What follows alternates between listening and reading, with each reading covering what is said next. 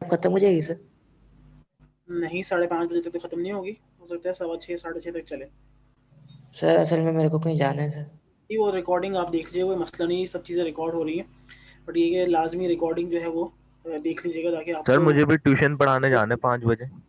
जी ठीक है, जिसका जो भी मसला है वो भी यहाँ बताएं मत, बस ये कि चैट बॉक्स में लिख दें, उसके बाद जिसको जाना है वो मुझे बता के जा सकता है।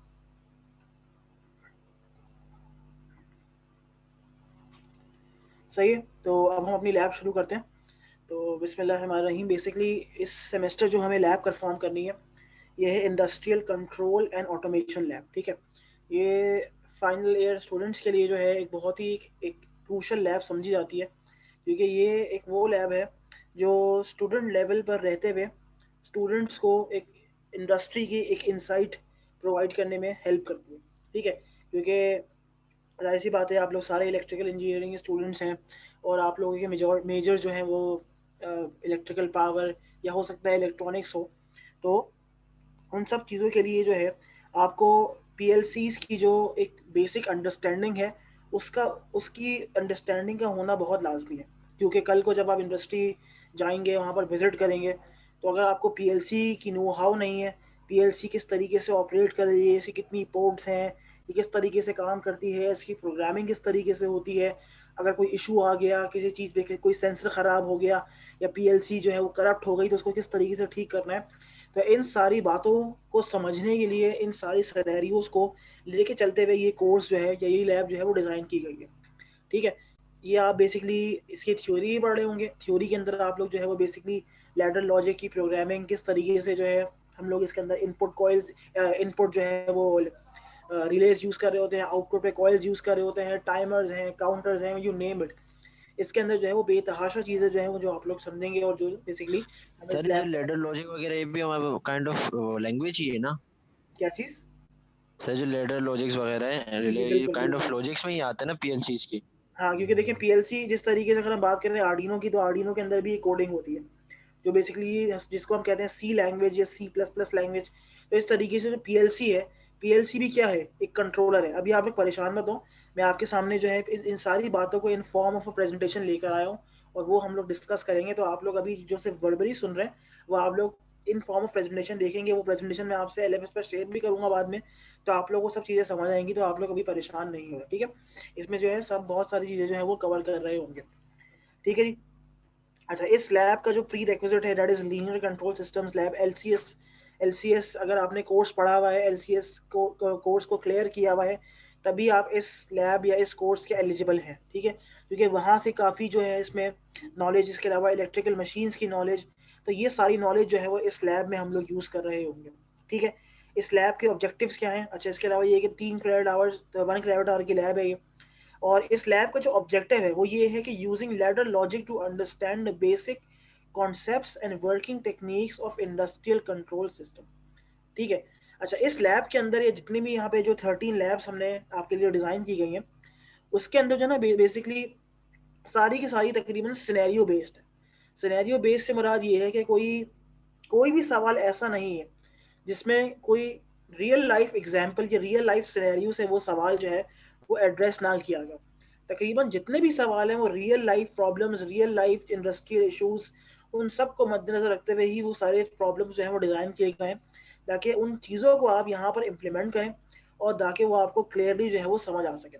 ठीक है, इसके अलावा अगर आप यूनिवर्सिटी के अंदर होते तो आप डेल्टा की पीएलसी यूज़ कर रहे होते, और इसके अलावा डेल्टा पीएलसी का जो एक कंपैटिबल सॉफ्टवेयर जो हम लोग यूज़ करते हैं वो है WPL सॉफ्ट। WPL सॉफ्ट जो है आप लोग सब अपने लैपटॉप्स में या पीसीज में इसको डाउनलोड करके रख लें, बहुत आसानी से मिल जाता है, डाउनलोड हो जाता है। उसके अंदर जो है हम सारी लैडर लॉजिक की प्रोग्रामिंग कर रहे होंगे। WPL सॉफ्ट एक ऐसा सॉफ्टवेयर है जो आपको basically online as well as offline, offline से क्या मुराद है और ऑनलाइन से क्या मुराद है?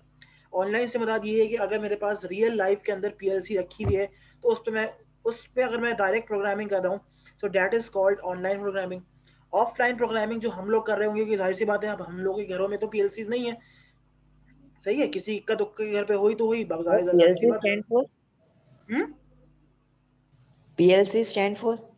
अभी सब बताऊंगा, अभी परेशान मत हो, अभी सब चीज़ें अभी मैं आपको वही बता रहा हूँ कि अभी सिर्फ इनपुट चल रहा है, मैं आपको भी एक प्रेजेंटेशन शेयर करूंगा, दिखाऊंगा, उस पर आपको सब चीज़ें हम समझ आ जाएंगी। एक पीएलसी क्या होती है, कंट्रोल क्या होता है, इंडस्ट्रियल ऑटोमेशन क्या होती है, तो थोड़ा सा अभी वेट कर लें बस, ठीक है।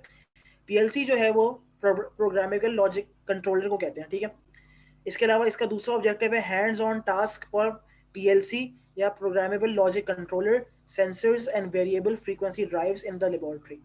वैसे तो ये लैब जो है ये हार्डवेयर पर परफॉर्म की जाने वाली लैब है, क्योंकि जो आपकी यूनिवर्सिटी है वो बेहतरीन तरीके से इसने सब पीएलसी के ट्रेनर्स जो है वो इंस्टॉल किए हुए हैं, सब चीज़ों से मौजूद हैं। तो अब कोशिश हम ये करेंगे कि हम वो चीज़ जो है वो सॉफ्टवेयर में करने की कोशिश करें, और उसको हम समझ सकेंगे भाई जो चीज़ हम लोग हार्डवेयर में करना चाह रहे थे, अगर उसको हम सॉफ्टवेयर में कर रहे हैं तो वो किस तरीके से जो है वो हमें समझ आ रही है या नहीं आ रही, ठीक है। अच्छा जी, इसके अलावा इसके कंटेंट्स में कुछ पीएलसीज हैं, industrial control systems and AC DC drives भी हैं, ठीक है। अच्छा, इसके अलावा कुछ इसके यहाँ पर सीएल होती है जो उसकी मैपिंग हुई हुई है, तो उस डिटेल में हम नहीं जाएंगे, बस उसमें आपको एक बात बस ये बता दूं कि इस लैब का जो एक कोर है वो है पीएलसी की प्रोग्रामिंग को आपको समझ आना। अगर आपके सामने कोई भी सिनेरियो या कोई भी कंडीशन दी हुई है तो उसको देखते हुए आप किस तरीके से पीएलसी को चला सकते हैं, किस तरीके से उससे हेल्प ले सकते हैं, और ये क्या चीज़ है, किस और उसको क्यों यूज़ किया जाता है, ये भी हम देखेंगे। सही है जी। अच्छा, इसके अलावा मार्क्स के ब्रेकअप आप देख लें, लैब मैनुअल्स एज यूजुअल 30% है, लैब एग्जाम 30% है, लैब प्रोजेक्ट जो है वो 40% है। लैब प्रोजेक्ट की डिटेल्स हम इंशाल्लाह नेक्स्ट लैब में डिस्कस करेंगे कि किस तरीके से करनी है, क्या करनी है, क्योंकि इसका लैब प्रोजेक्ट जो है वो जाहिर सी बात है प्योरली लैडर प्रोग्रामिंग के ऊपर बेस किया जाता है, क्योंकि आपको हम कुछ ना कुछ डिफरेंट सिनेरियोज जो है वो आप लोग प्रेजेंट करते हैं, वो सिनेरियोज हम अप्रूव करते हैं, उसके बाद जो है आप उसको अपने पास WPL सॉफ्ट के अंदर उसको इम्प्लीमेंट करते हैं, ठीक है। तो ये चीज़ हो गई। अब मैं स्टार्ट कर रहा हूँ प्रेजेंटेशन ताकि आप लोग जो है सब चीज़ें समझ सकें। अच्छा जी, अब हमें जो लैब शुरू करनी है that is industrial control and automation lab, ठीक है। अब जब भी कोई नई लैब हम शुरू करते हैं, ठीक है, चाहे वो LCS की हमने शुरू की या उससे पहले हम लोगों ने मशीन्स की लैब शुरू की, तो सर हमारी ये हारिस का माइक खुला हुआ है सर, हारिस का। जी मैं वही देख रहा हूँ, तो अब बंद हो गया, ठीक है। ठीक है, तो हमारी कोशिश ये होती है कि हम उस लैब का जो भी हेडिंग है या जो उस लैब का टॉपिक है उससे हम जितनी इंफॉर्मेशन निकाल सकते हैं उसको हम निकालें और समझ सकें कि भाई हम जो इस 13 लैब्स का मजमूआ पढ़ने जा रहे हैं उसमें हम क्या देखेंगे, ठीक है। पहली चीज़ ये कि हम पढ़ने जा रहे हैं ऑटोमेशन।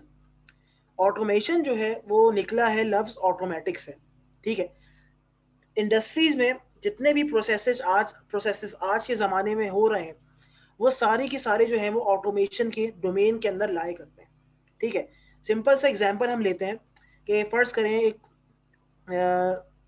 टूथपेस्ट फिलिंग, टूथपेस्ट जो होता है उसकी फिलिंग मशीन की एक प्लांट है आपके पास, ठीक है।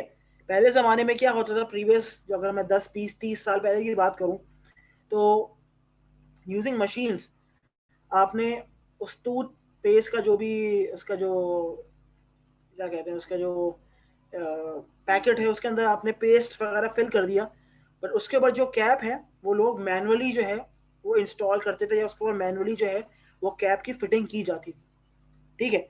तो जिस प्रोसेस के अंदर ह्यूमन इन्वॉल्वमेंट होती है that process is not an automated process, that process is a manual process.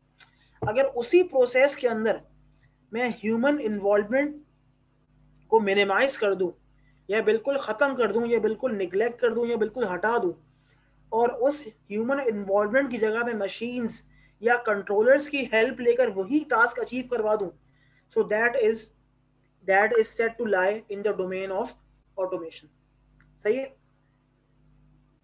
तो दिस इज ऑटोमेशन के बेसिकली ऑटोमेशन होती क्या है, किसी भी प्रोसेस या किसी भी सिस्टम के अंदर ह्यूमन इन्वॉल्वमेंट या मैनुअली किसी चीज को रिमूव करके उसके अंदर ऑटोमेशन या ऑटोमेटिक प्रोसेस का लाना इज कॉल्ड ऑटोमेशन। सही है।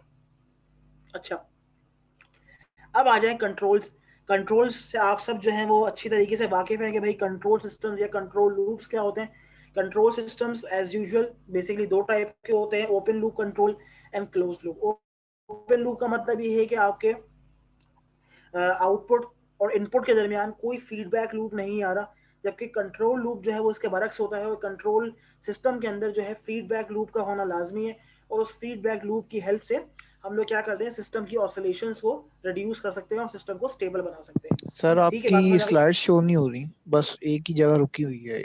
जी मैंने अभी आगे बढ़ाई नहीं है, मैं बढ़ा रहा हूँ। सही है।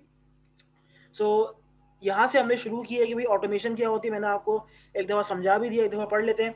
The term automation refers to the technique और the occurrence of industrial processes, procedures and task with no or minimum human interference and assistance. ठीक है, ऐसे प्रोसेसेस, ऐसे टास्क, ऐसे प्रोसीजर्स जिनके अंदर ह्यूमन इंटरफेरेंस का नामो निशान ना हो, या अगर है तो बहुत ही कोई मिनिमम सा हो, दैट प्रोसेसेस, या इसको हम कहते हैं ऑटोमेशन। अच्छा, इसके अलावा हमने एक और बात देखी कि in rapidly developing industries some और majorly all the procedures and activities have been automated and their manual control has been eliminated. ठीक है, मैनुअली जितने भी प्रोसेसेस पहले किए जाते थे उनको जो है हमने रिमूव कर दिया। क्यों? क्योंकि हमने ये बात देखी कि भाई अगर ह्यूमन इन्वॉल्वमेंट की बात करें तो वहां पर सबसे बड़ा खतरा ये है कि आपके पास ह्यूमन एरर का होना लाजमी है। क्यों? क्योंकि जाहिर सी बात है, इंसान है, इंसान थक भी जाता है, इंसान का जहन कहीं और बढ़ भी जाता है, कोई और चीज़, कोई थक गया या कोई चक्कर आ गया या बेहोश हो गया या कहीं और कहाँ जाना है। सही है। सो इन सारी चीज़ों को मद्देनजर रखते हुए हम जो जितने भी इलेक्ट्रिकल इंजीनियर या जितने भी साइंटिस्ट हैं, उन्होंने क्या किया, उन्होंने इस प्रॉब्लम को कंसिडर किया और उन्होंने एट द एंड यही चीज़ डिसाइड की कि अगर इन प्रोसेसेस की एफिशिएंसी और इफेक्टिवनेस को इंक्रीज करना है तो या तो उनकी जगह कोई रोबोट्स ले आए इंसानों को हटा के, और आजकल यही हो रहा है। ठीक है, रोबोट्स का किसी भी प्रोसेस के अंदर दाखिल होना उस प्रोसेस को ऑटोमेशन की तरफ ही ले जा रहा है। क्यों? क्योंकि आपको पता है कि आपने उनके अंदर जो है एक कमांड फीड की हुई है कि आपको इस कोलगेट की जो भी टूथपेस्ट है उसके ऊपर इस कैप को इतनी स्पीड से, इतने प्रेशर से घुमाना है आपको। ठीक है, जाहिर सी बात है, अगर वो वही काम 10 अलग अलग बंदे कर रहे हैं तो वो 10 अलग अलग बंदा जो है वो अपनी अपनी कैपेसिटी, अपनी पावर, अपनी कैपेबिलिटीज के लिहाज से कर रहे हैं। तो किसी ने बहुत जोर से कर दिया तो हो सकता है कि टूथपेस्ट का कैप भी टूट जाए, या किसी ने बहुत हल्का सा किया, अगर वो ट्रांसपोर्टेशन के दौरान ही जो है वो खुल गया या वो पूरा ख़राब हो गया। ठीक है, तो ह्यूमन की जो इन्वॉल्वमेंट होती है किसी भी प्रोसेस में, उसमें अनसर्टेनिटी का जो लेवल है वो बहुत ज़्यादा बढ़ जाता है। हम ये चाह रहे हैं कि हमारे जितने भी इंडस्ट्रियल प्रोसेसेस हों वो एफिशिएंसी और इफेक्टिवनेस के साथ जो है वो कंप्लीट हो, ताकि जो भी कस्टमर है उसकी सेटिस्फैक्शन जो है वो किसी भी इंडस्ट्री का जो है वो फर्स्ट एंड फॉरमोस्ट कह सकते हैं कि उनका कलमा यही होता है कि जो भी उनका कस्टमर है वो उनसे खुश रहे, और कस्टमर को खुश करने के लिए आपके प्रोडक्ट्स जो हैं वो बेहतरीन होने चाहिए। The concept of automation specifies the use of automatic equipment for industrial processes and facilities. अच्छा, next आगे बढ़ते हैं। What is industrial control? The term industrial control means or refers to the deployment of various controllers that will control the occurrence of any process or procedure. ठीक है, जाहिर सी बात है, industrial control के अंदर आप क्या करेंगे, डिफरेंट कंट्रोलर्स को यूज करते हुए उस प्रोसेस को ऑटोमेट कर रहे होंगे। किसी भी प्रोसेस को ऑटोमेट करने के लिए एक कंट्रोलर का होना लाजमी है। In our case, the controller that we will be using to automate industrial procedures is termed as PLC या Programmable Logic Controller। ठीक है, अब इस लफ्ज को, इस तीन जो टर्म आपके सामने अभी पढ़ी है हमने, प्रोग्रामेबल लॉजिक कंट्रोलर, तो ये भी अपने अंदर एक अलग दुनिया है और इसको समझने के लिए इसका नाम ही काफी है। ठीक है, प्रोग्रामेबल लॉजिक का मतलब ये है कि जो आपने डीएलएफ के अंदर लॉजिक्स जिस तरीके से आप लोग पढ़ते थे, जिसमें कार्नोफ मैप, जिसके अंदर 1 zeros, तो ये उस सब चीज़ों का गेम यहाँ पर बहुत ज़्यादा इस्तेमाल होगा। जब हम लैब नंबर 1 और 2 के टास्क आपके सामने परफॉर्म करेंगे तब आपको एक रियलाइजेशन ये होगी कि ये सारे काम तो हम पहले भी कर चुके हैं। अगर मैं बात करूं एंड गेट की, और गेट की, जोर गेट की, या इसके अलावा अगर हम बात करें बाइनरी एक्सप्रेशंस की, तो ये सारी चीज़ें तो आप लोग पढ़ के आए पहले, first semester, second semester DLF में आप लोगों ने पढ़ा हुआ है। उन सब चीज़ों को हम यहाँ पर किस तरीके से करके देखेंगे तब हमें रियलाइज़ होगा कि भाई ये सारी चीज़ें जो हम लोग पढ़ते चले आ रहे हैं वो ऐसी किसी ने हवा में नहीं पढ़ा दी हमें, उसका कहीं ना कहीं यूज होना लाजमी है। आ रही बात समझ में? तो ये बेसिकली हमारे पास पीएलसी के जो है प्रोग्रामेबल लॉजिक कंट्रोलर। तो ये जो टर्म लॉजिक इसके अंदर यूज किया है, ये लॉजिक कोई कॉमन लॉजिक नहीं है, ये डीएलडी की लॉजिक है। यहाँ पर बाइनरी 1 0 ये सारा गेम यहाँ पर आपके सामने हो रहा होगा। अच्छा, अब पीएलसी क्या होती है? अगर सिंपल टर्म्स में बात करें तो PLC is an industrial solid state computer that monitors input and output and makes logic based decisions for automated processes और मशीन्स। लॉजिक बेस्ड डिसीजंस हो रहे हैं यहाँ पर। बात समझ आ रही है? कि अगर फर्ज करें कि मेरे किसी प्रोसेस के अंदर मैंने एंड गेट की लॉजिक लगाई हुई है, तो एंड गेट की लॉजिक क्या है कि अगर मेरे पास 2 इनपुट का एंड गेट है, जब तक मेरे पास दोनों इनपुट्स पर 1 नहीं आएगा, मेरा आउटपुट 1 नहीं होगा। चाहे मेरे इनपुट पर दोनों पे 0 आ रहा हो, या मेरे पास 0 1 आ गया हो, या 1 0 आ रहा हो, कुछ कोई फर्क नहीं पड़ने वाला। जब तक मेरे दोनों इनपुट्स हाई नहीं होंगे, मेरा आउटपुट कभी भी हाई नहीं होगा। समझ आ रही बात? सो जो पीएलसी है, पीएलसी क्या है? एक industrial solid state computer that monitors output and input and output and makes logic based decisions। आप बात समझ आ रही है? अच्छा, a PLC or programmable logic controller is a ruggedized computer used for industrial automation। These controllers can automate a specific process, machine, function or even an entire production line। मतलब छोटे से छोटे चीज से लेकर entire production line can easily be automated using simple PLC. आप में से बहुत से लोग होंगे जिन्होंने अपने एसडीबी के लिए पीएलसी का इंतखाब किया होगा, ठीक है? आप में से जितने जैसे सीनियर्स गुजर के गए उन्होंने भी पीएलसी पे काम किया। क्यों पीएलसी क्यों इंपॉर्टेंट है? पीएलसी आप सबके लिए इसलिए इंपॉर्टेंट है, जिस तरीके से मैंने शुरू में अर्ज किया कि आप लोग सारे अभी यूनिवर्सिटी स्टूडेंट्स हैं, फाइनल ईयर के स्टूडेंट्स हैं, जो 1 साल के अंदर जो है मार्केट में उतरने वाले हैं इंशाल्लाह। अब जब मार्केट में उतरेंगे, जॉब्स के लिए जाएंगे और इंशाल्लाह जब हायरिंग हो जाएगी, तो अगर आपको वहां पर पीएलसी पर काम करना नहीं आ रहा है, एचएमआई ह्यूमन मशीन इंटरफेस भी होती है कि उस पर काम करना नहीं आ रहा, या मोटर्स के बारे में नो हाउ नहीं है, सो देन आपकी डिग्री के ऊपर जो है वो एक बहुत बड़ा सवालिया निशान जो है वो रह जाएगा, और जो आपकी यूनिवर्सिटी है फिर उसकी बदनामी होगी। ठीक है, तो इसलिए ये आपके लिए मैं अभी से बता रहा हूँ कि एक बहुत इंपॉर्टेंट आपके लिए कोर्स है, बहुत इंपॉर्टेंट लैब है आपके लिए। इससे आप जितना सीखेंगे उतना आपके लिए कम। ठीक है, तो इसलिए एक्टिव पार्टिसिपेशन आप लोगों की बहुत ज़रूरी है। ये सारे लेक्चर्स जो है रिकॉर्डिंग मिल जाएगी, बट उसके बावजूद मैं ये बहुत ज़्यादा अप्रिशिएट करूँगा कि आप सब जो है वो एक्टिवली इस कोर्स के अंदर पार्टिसिपेट करें, ताकि आप लोग वाकई में कुछ सीख के जाएं यहाँ से, कि भाई अगर थोड़ी बहुत भी चीज़ें सीख ली तो वो बेहतरीन तरीके से आपके लिए काम करेगा। ठीक है, अच्छा, अब how does a PLC work? The PLC receives information from connected sensors और इनपुट डिवाइसेस। सेंसर्स के जरिए या डिवाइसेस से इंफॉर्मेशन या इनपुट ले रही होती है, processes this data and triggers the output based on pre programmed parameters. Depending on the input and outputs, a PLC can monitor and record runtime data such as machine productivity, operating temperature, automatically start and stop processes, generates alarm if a machine malfunctions and much more। सही है जी। तो ये मुख्तलिफ list जो है वो basically कामों की जो कि एंडलेस लिस्ट है, इसमें से मैंने छोटी सी लिस्ट जो है वो आपके सामने तरतीब दे दी, ताकि एक छोटा सा आपको आइडिया हो जाए कि पीएलसी बेसिकली क्या क्या कर सकती है। ठीक है जी, अच्छा इसको आगे बढ़ाते हैं। ये बेसिकली आपके सामने एक तस्वीर दे दी कि भाई किस तरीके से काम कर रही होती है। अगर देखें तो ये पीएलसी है, पीएलसी का अपना एक सीपीयू है, उसकी मेमोरी है, रोम रैम, उसका ईथरनेट कार्ड है, इसके अलावा इनपुट मॉड्यूल्स हैं, इनपुट डिजिटल भी हो सकता है, इनपुट एनालॉग भी हो सकता है। इस तरीके से आपका आउटपुट जो है that can also be digital, that can also be analogue.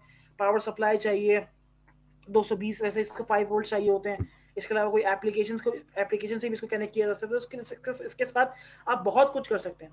अगर एसडीबी की हम बात करें तो इसी चीज़ को लेते हुए काफ़ी लोग जो है इसके इर्द गिर्द जो है वो अपना एसडीबी तरतीब दे रहे होते हैं। ठीक है जी, अच्छा अब सबसे मेन सवाल कि how is a PLC programmed.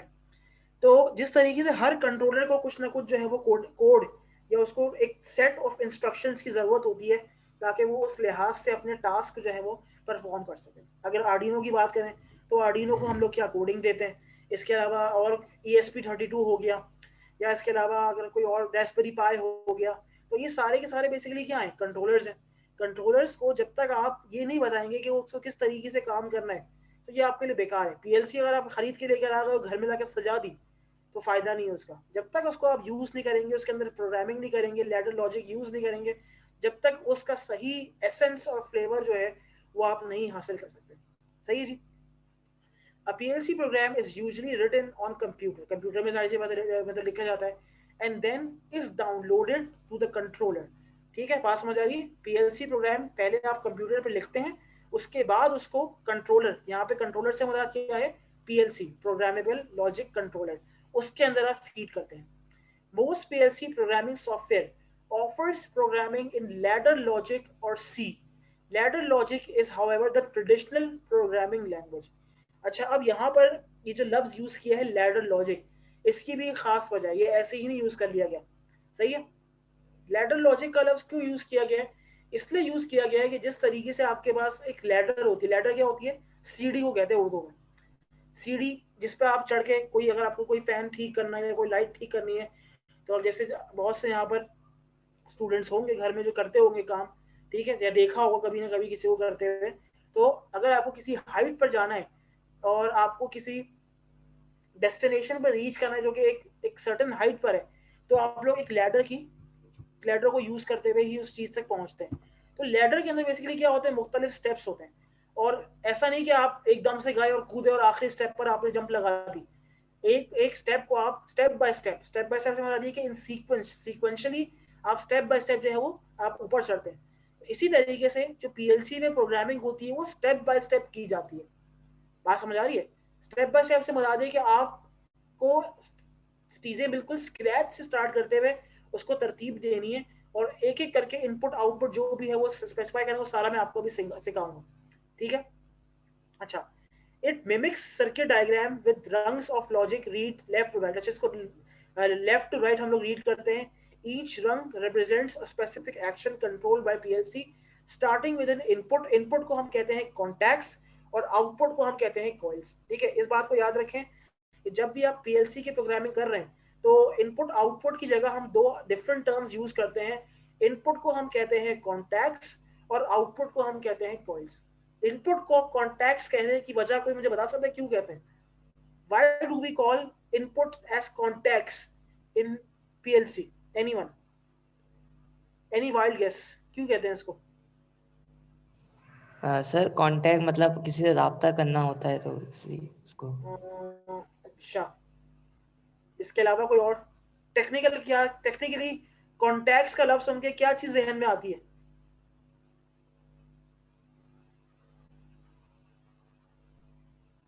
Release use किए हैं सर किसी से कम्युनिकेट करना। रिलेज? हाँ, रिलेज यूज किए। रिले क्या होती है? No sir. रिले का नहीं पता? No sir. Anyone else? किसी को पता रिले क्या होती है? जी सर, इलेक्ट्रोमैकेनिकल स्विचेस होते हैं जो कि हमें हायर लोड्स को स्विच करने में काम आते हैं। हाँ, रिलेज। Very good. ठीक है, अब रिलेज क्या होती है? बेसिकली जिस तरीके से अमजद ने कहा कि भाई इलेक्ट्रॉनिक स्विचेस होते हैं। ठीक है, अब स्विचेस जो हैं वो किसी भी स्विच की अगर हम बात करें, जैसे अगर हम यूज कर रहे हैं किसी ट्रांजिस्टर को, बाइपोलर जंक्शन ट्रांजिस्टर है या मॉसफेट है, या अगर मैं सिंपलेस्ट स्विच की बात करूं। अच्छा, सिंपलेस्ट स्विच क्या होता है? अगर मैं सिंपलेस्ट स्विच की बात करूं तो सिंपलेस्ट स्विच में किसको कहता हूं? किस इलेक्ट्रॉनिक डिवाइस को सिंपलेस्ट स्विच कहते हैं? सर डायोड होगा। शाबाश, डायोड को कहते हैं। ठीक है, तो डायोड जो है वो एक सिंपलेस्ट स्विच है, और स्विच की हमेशा याद रखो कि दो ही स्टेट्स हो सकती हैं, या तो वो स्विच ऑन है और पाथ जो है वो शॉर्ट है, या मेरे पास स्विच ऑफ है और पाथ मेरे पास ओपन है। तो पीएलसी के अंदर जो इनपुट्स होती हैं उनको हम कॉन्टैक्ट्स का नाम इसलिए देते हैं क्योंकि this is actually referring to the relays that are present inside the PLC structure. PLC के अंदर रिलेज लगी हुई होती है, उन रिलेज को हमें कंट्रोल करना है, उनको या तो ऑन करना है या ऑफ करना है, जो कि आउटपुट को हम कह रहे हैं कॉइल। कॉइल क्यों कह रहे हैं? क्योंकि कॉइल हम इसलिए कह रहे हैं क्योंकि कॉइल का मतलब ये है कि हम किसी चीज के अंदर कोई एक्चुएशन या कोई मूवमेंट या कोई रोटेशन या कोई अलार्म क्रिएट कर रहे हैं। ठीक है। अच्छा, because of its visual nature Ladder logic can be easier to implement than many other different programming languages. सही जी. अच्छा, नेक्स्ट आ जाए. अच्छा, एक देखो,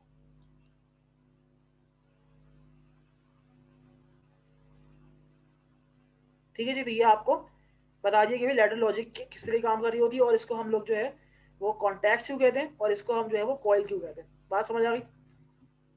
अच्छा, अब हम आते हैं कि भाई लैब टास्क हम की तरफ जाने से पहले मैं आपको पूरा एक चीज समझाना चाह रहा हूँ. लैब टास्क के लिए हम लोग WPL सॉफ्ट यूज करेंगे. WPL सॉफ्ट जो है वो बेसिकली इसका लोगो जो है वो इस तरीके से है, और आप आसानी इसको गूगल के जरिए डाउनलोड कर सकते हैं. मैंने जो अभी डाउनलोड किया हुआ है वो किया हुआ है इसका 2.37 वर्जन है इसका. तो आप भी जो है वो 2.37 वर्जन जो है आपको आसानी मिल जाएगा, वो आप डाउनलोड कर ले अपने पास कर लीजिएगा. जब लैब टास्क आप लोग घर पे करेंगे तो उस वक्त आप इसे डाउनलोड कर लीजिएगा. अच्छा, अभी मैं आपके सामने जो है वो WPL सॉफ्ट खोल के भी दिखाऊंगा, सब कुछ करके दिखाऊंगा, तो इससे परेशान होने की जरूरत नहीं है. ये बेसिकली बस उसकी एक विंडो की मैंने यहाँ पर एक स्नैप डाल दी है ताकि आप लोग उससे फेमिलियर हो सकें. ठीक है, ये भी उसका बेसिकली सेटिंग की एक वो है कि भाई कौन सा PLC मॉडल आपने सेलेक्ट किया हुआ है, कौन सा क्या चीज़ है. हाँ, 2.49 है, कोई मसला नहीं है अमजद, काम चल जाएगा. मेरे पास 2.37 था, आप 2.49 भी कर सकते हो, कोई मसला. जो आपको अवेलेबल हो, जितना लेटेस्ट होगा उतना अच्छा होगा, कोई मसला नहीं है इसके अंदर. ठीक है. अच्छा जी, इसके अलावा ये हो गया. अच्छा, ये जो है ना, ये अभी मैं आपके सामने सब करके दिखाऊंगा, तो इसलिए परेशान होने की जरूरत नहीं. बस इसने यहाँ पर जो है एक लैडर लॉजिक बनाई हुई है एंड गेट की. ठीक है, तो एंड गेट जो है जिस तरीके से मैंने आपको बताया था कि इट डिपेंड्स ऑन 2 इनपुट्स. पहला इनपुट मेरे पास ये रहा, दूसरा इनपुट मेरे पास ये रहा. ठीक है, और जब तक ये दोनों बेसिकली आप गौर से देखो, ये मैंने जैसे अभी बताया कि ये मूव करता है लेफ्ट से राइट, ये लेफ्ट साइड है, ये मूव करता है ऐसे.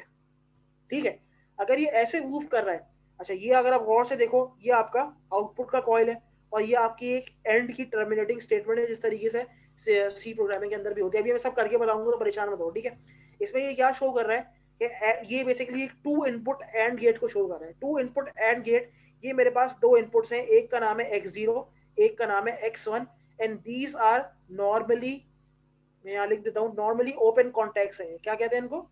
Normally open context. Normally open context से क्या मुराद है कि जब तक मैं इनको इनपुट नहीं दूंगा ये बंद नहीं होंगे, ये ओपन ही रहेंगे. अब अगर मुझे एंड गेट की लॉजिक को समझना है, तो एंड गेट क्या कहता है? एंड गेट की कहता है कि जब तक दोनों इनपुट्स नहीं आएंगे, फर्ज करो इसका एग्जांपल ये है कि पानी को यहां से यहां फ्लो करना है. ठीक है, पानी को अगर मैं एग्जांपल लूं आपकी कि ये आपका फर्ज करो घर का पानी का बड़ा वाला टैंक है जहां पर पानी स्टोर होता है. ये आपकी पानी की टंकी है जो छत के ऊपर लगी होती है घरों के. अगर आपको पानी को इस टैंक से इस टंकी तक पानी आपको चढ़ाना है, तो क्या करना पड़ेगा? आपको ये पाथ जो है वो क्लोज करना पड़ेगा. अगर ये पाथ ओपन है, अगर आपने यहाँ पर नलके को ओपन कर दिया, तो सारा का सारा पानी तो यहीं से बहना शुरू कर देगा. यूं गया और यूं चला जाएगा.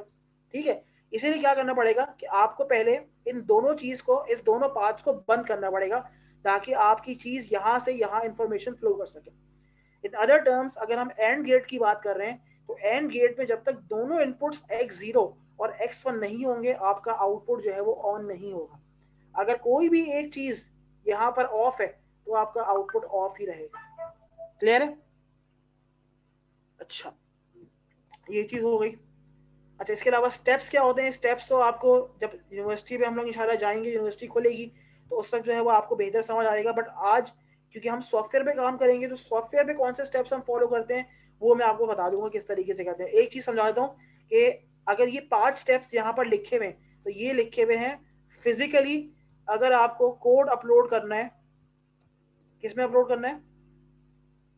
PLC के अंदर. बट क्योंकि अभी हम ऑफलाइन मोड पर काम कर रहे हैं, तो ऑफलाइन मोड के अंदर जो हम लोग चूज कर रहे होंगे वो यूज करेंगे सिमुलेटर, रन, और ऑफलाइन यहाँ पे ऑनलाइन मोड लिखा हुआ है, वहां पर एक दूसरा ऑप्शन आता है, उसको हम यूज करते हुए इसको हम लोग जो है रन कर रहे होंगे. ठीक है जी. अच्छा, ये हमारे पास यहाँ पर जो है वो खत्म हो गया है. स्टेप्स फिर से दिखाना. सर वो स्टेप्स का बोल रहा. स्टेप्स में आपको समझा दूंगा, मसला नहीं है. अच्छा, अब हम देखते हैं कि भाई लैब नंबर 1 में हमें क्या करना है. लैब नंबर 1 बेसिकली क्या है? Logic operations using delta WPL soft. अच्छा जी, अब बहुत ही सिंपल सी लैब है, बहुत बेसिक लैब है, आप लोग ये सब आराम से कर लेंगे। टास्क 1 की बात कह रहा है कि टास्क 1 में कह रहा है make a ladder diagram for 2 input AND OR NAND NOR XOR and XNOR gate, fill out the truth table, मतलब ठीक है ट्रुथ टेबल भी बनाना है, and test the outputs by running the PLC program. अच्छा, अब मैं शुरू से फ्रॉम स्क्रैच कि किस तरीके से हम लोग ट्रुथ टेबल से पीएलसी प्रोग्राम, पीएलसी का कोड या लैडर डायग्राम बनाएंगे, अब मैं अब आपको वो समझा रहा हूँ। अच्छा, मैं आपको जो है वो, अगर आप गौर से देखें तो मैं एंड और गेट का आपको फ्रॉम स्क्रैच बना के दिखाऊंगा, बकिया जितने भी गेट्स हैं उसका आप लोग खुद बनाएंगे। तो एंड और को तो बनाएंगे, बट जो नैंड नॉर जोर और एक्सनॉर है वो आप लोग खुद घर पे बनाएंगे अपने, ठीक है। तो पहले हम ये फोकस करते हैं कि अगर मुझे एंड गेट और गेट के लिए पीएलसी की लैडर डायग्राम बनानी है जो बेसिकली पीएलसी को उस तरीके से बिहेव करवा रही होगी, तो वो हम किस तरीके से करेंगे। अच्छा, हम बेसिकली बात करें 2 इनपुट की, तो पहले हम इसका ट्रुथ टेबल जो है वो आपके सामने बनाएंगे। ट्रुथ टेबल के लिए ये मैंने यहाँ पर ऑलरेडी जो है वो बनाया हुआ था पहले, क्योंकि हम लोग बात कर रहे हैं 2 इनपुट्स की। तो अगर मैं बात करूँ एंड गेट की, तो एंड गेट के केस में अगर दोनों इनपुट्स मेरे पास 0 होते हैं तो उसमें आउटपुट क्या आता है? 0। सर 0। ठीक है, अगर एक 1 है और एक 0 है तो क्या आएगा? 0। 0। 0 0 और आखिरी वाला मेरे पास आ जाएगा 1। आ गई बात समझ? आखिरी वाला क्या आ गया आपके पास? 1। अब करना क्या होता है, अब इस चीज को देखते हुए हमें इसकी लैडर डायग्राम तरतीब देनी है। लैडर डायग्राम तरतीब देने का सबसे आसान तरीका ये होता है कि आपने जो एंड गेट का आउटपुट है उसमें, या किसी भी गेट का आउटपुट या किसी भी सिनेरियो का आउटपुट है, उसमें आपने ये चेक करना है कि आपके पास 1 कहाँ आ रहा है। तो अगर मैंने चेक किया, मैंने कहा इस केस में मेरे पास 0 0 0, मैंने कहा कि आखिरी वाले केस में मेरे पास 1 आ रहा है, और मेरे पास 1 कब आ रहा है? जब मेरे पास ए और बी जो है वो दोनों 1 है। तो इसकी मैं एक इक्वेशन जो है वो आपके सामने लिखूंगा, वो कुछ इस तरीके से होगी, जो मैं बेसिकली इसको यूज करना चाह रहा हूँ। एक मिनट रुकना, मैं एक और स्लाइड जो है ना वो ऐड करता हूँ खाली, और उस पर जो है मैं वो बनाऊंगा समझाने के लिए आपको, मतलब लिखूंगा, समझाऊंगा तो मैं आपको पीएलसी के अंदर ही जो इसका सॉफ्टवेयर है। अच्छा, एक मिनट रुको, स्लाइड शो गया मैं, करंट स्लाइड, ठीक है। तो हमने एक बात ही देख ली, एक मिनट रुकिएगा जरा, एक मिनट रुकिएगा।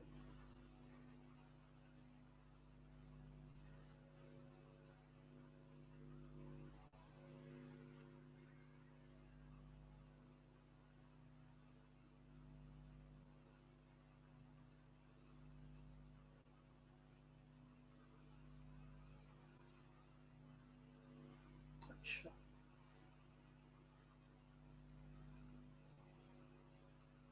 चलिए ठीक है। तो हमें क्या करना है, हमें जो है बेसिकली एक पॉइंटर लेकर आना है, और आपने ये देखा कि जब दोनों इनपुट्स आपके पास 1 आ रहे हैं तो उस वक्त जो है आपका आउटपुट 1 है। तो इसके अकॉर्डिंगली मैंने ये इक्वेशन यहाँ पर ये लिखी कि जब मेरे पास ए इंटू बी की हम बात करें तो ये उस वक्त 1 आ रहा है, इसके अलावा ये किसी भी केस में जो है वो 1 नहीं आ रहा। किसी भी केस से क्या मुराद है? पहला केस था मेरे पास ए बार इंटू बी बार, ये मेरे पास था 0। दूसरा केस था मेरे पास ए इंटू बी बार, सर आप फिर इसको मेरे सिंपल पास 1 0 से क्यों नहीं कर रहे? मतलब हाँ ए बी के साथ क्यों लेके चल रहे हैं? ए बी तो हमारे में कर रहे हैं ना, ए मल्टीप्लाई बी। समझा नहीं तुम्हारी बात। समझ मेरे का मतलब कि 1 सिर्फ जो है हमें 1 1 पे दे रहा है ना, मतलब बाकी 1 0 पे भी 0 दे रहा है, 0 हाँ, 1 पे भी 0 दे रहा है, तो हम उसको 1 0 लेके क्यों नहीं चल रहे? ए बी लेके हम क्यों इस चल रहे हैं? तरीके से कर रहे हैं, मैंने अभी आपको क्या बताया कि हम बात कर रहे हैं 2 input AND gate. 2 input AND gate से मुराद ये है कि आपका जो एंड गेट है, जैसे मैं इसकी डायग्राम बनाऊं, ठीक है, ये मेरे पास 2 इनपुट्स आ रहे हैं, ठीक है, एक का नाम है ए, दूसरे का नाम है बी। तो उन इनपुट्स का नाम ए और बी है, तो हमें उस वक्त ये देखना है कि उस वक्त ए की क्या स्टेट थी और बी की क्या स्टेट थी, उसके अकॉर्डिंगली मेरे पास आउटपुट आ रहा होगा मेरा वाई। आ रही बात समझ? अब हमने ये देखा ठीक ट्रुथ सर टेबल जी। के अंदर, अगर मैं इसको यहाँ पे ड्रॉ करूँ ट्रुथ टेबल, ये मेरे पास ए था, और ये मेरे पास बी था, ये था 0 1 0 1, ये था 0 0 1 1। जब मेरे पास ए और बी दोनों 1 है उस वक्त मेरा आउटपुट 1 आ रहा है, बाकी किसी भी केस के लिए मेरा आउटपुट 1 नहीं आ रहा, सबके लिए मेरे पास आउटपुट क्या आ रहा है 0। तो जिन केसेस में 0 आ रहा होता है उनको मैं इक्वेशन कंप्यूटेशन में यूज ही नहीं करता, मैं सिर्फ उसको यूज करूंगा जहां मेरे पास 1 आ रहा होगा। ठीक है, तो मैंने क्या कहा, मैंने कहा कि भाई a into B equals to 1। तो अगर मुझे इसकी लैडर प्रोग्रामिंग करनी है तो अब मैं वो कैसे करूंगा, अब मैं आपको वो दिखाता हूँ। मैं क्या करूंगा, ये मेरे पास WPS सॉफ्ट है, इसको मैं बंद करता हूँ और आपके सामने वापस खोलता हूँ। ठीक है, WPS सॉफ्ट मैंने क्लिक किया तो इस तरीके से आपके पास WPS सॉफ्ट जो है वो खुल के आ जाएगा। ठीक है, आप फाइल पर जाएंगे, आपने प्रेस किया न्यू, तो ये इस तरीके से आप पे सेटिंग मांग रहा होगा, क्योंकि अभी हम किसी PLC पे हम काम नहीं कर रहे, अभी हम सिंपल प्रोग्रामिंग पे काम कर रहे हैं। तो अभी मैं इस झंझट में नहीं पड़ रहा, मैंने इसको डायरेक्ट कर दिया ओके।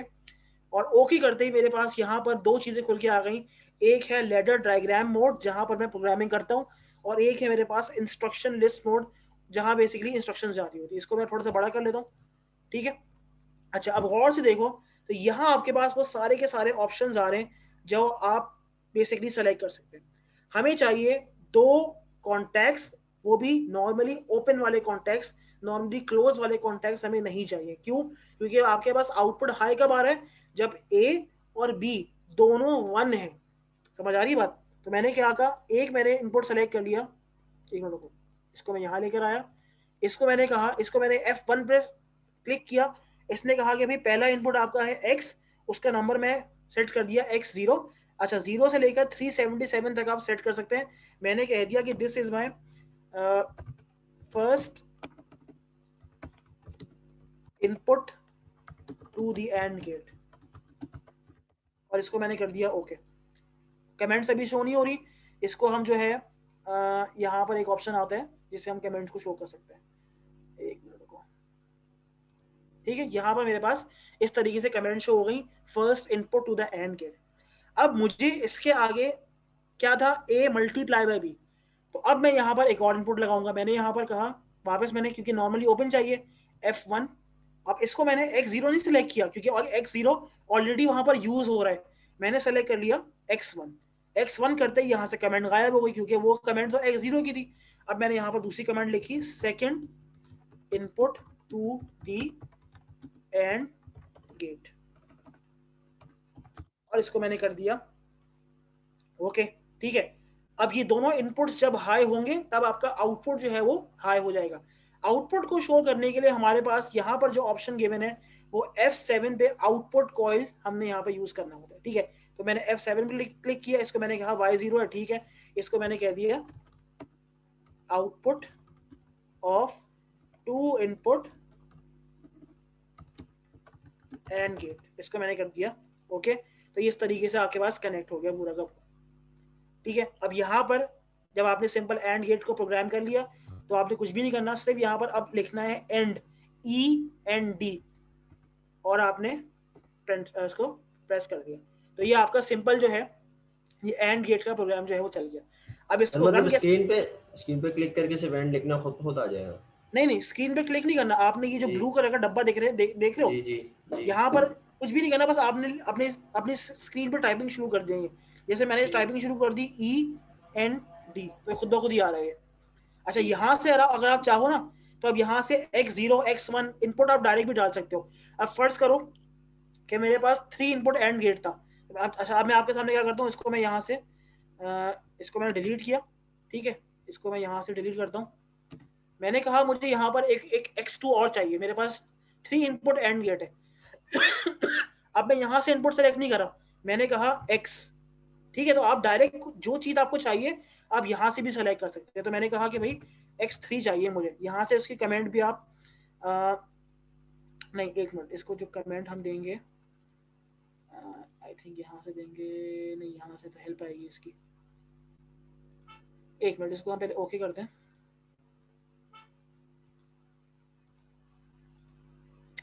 हैंग हो गया।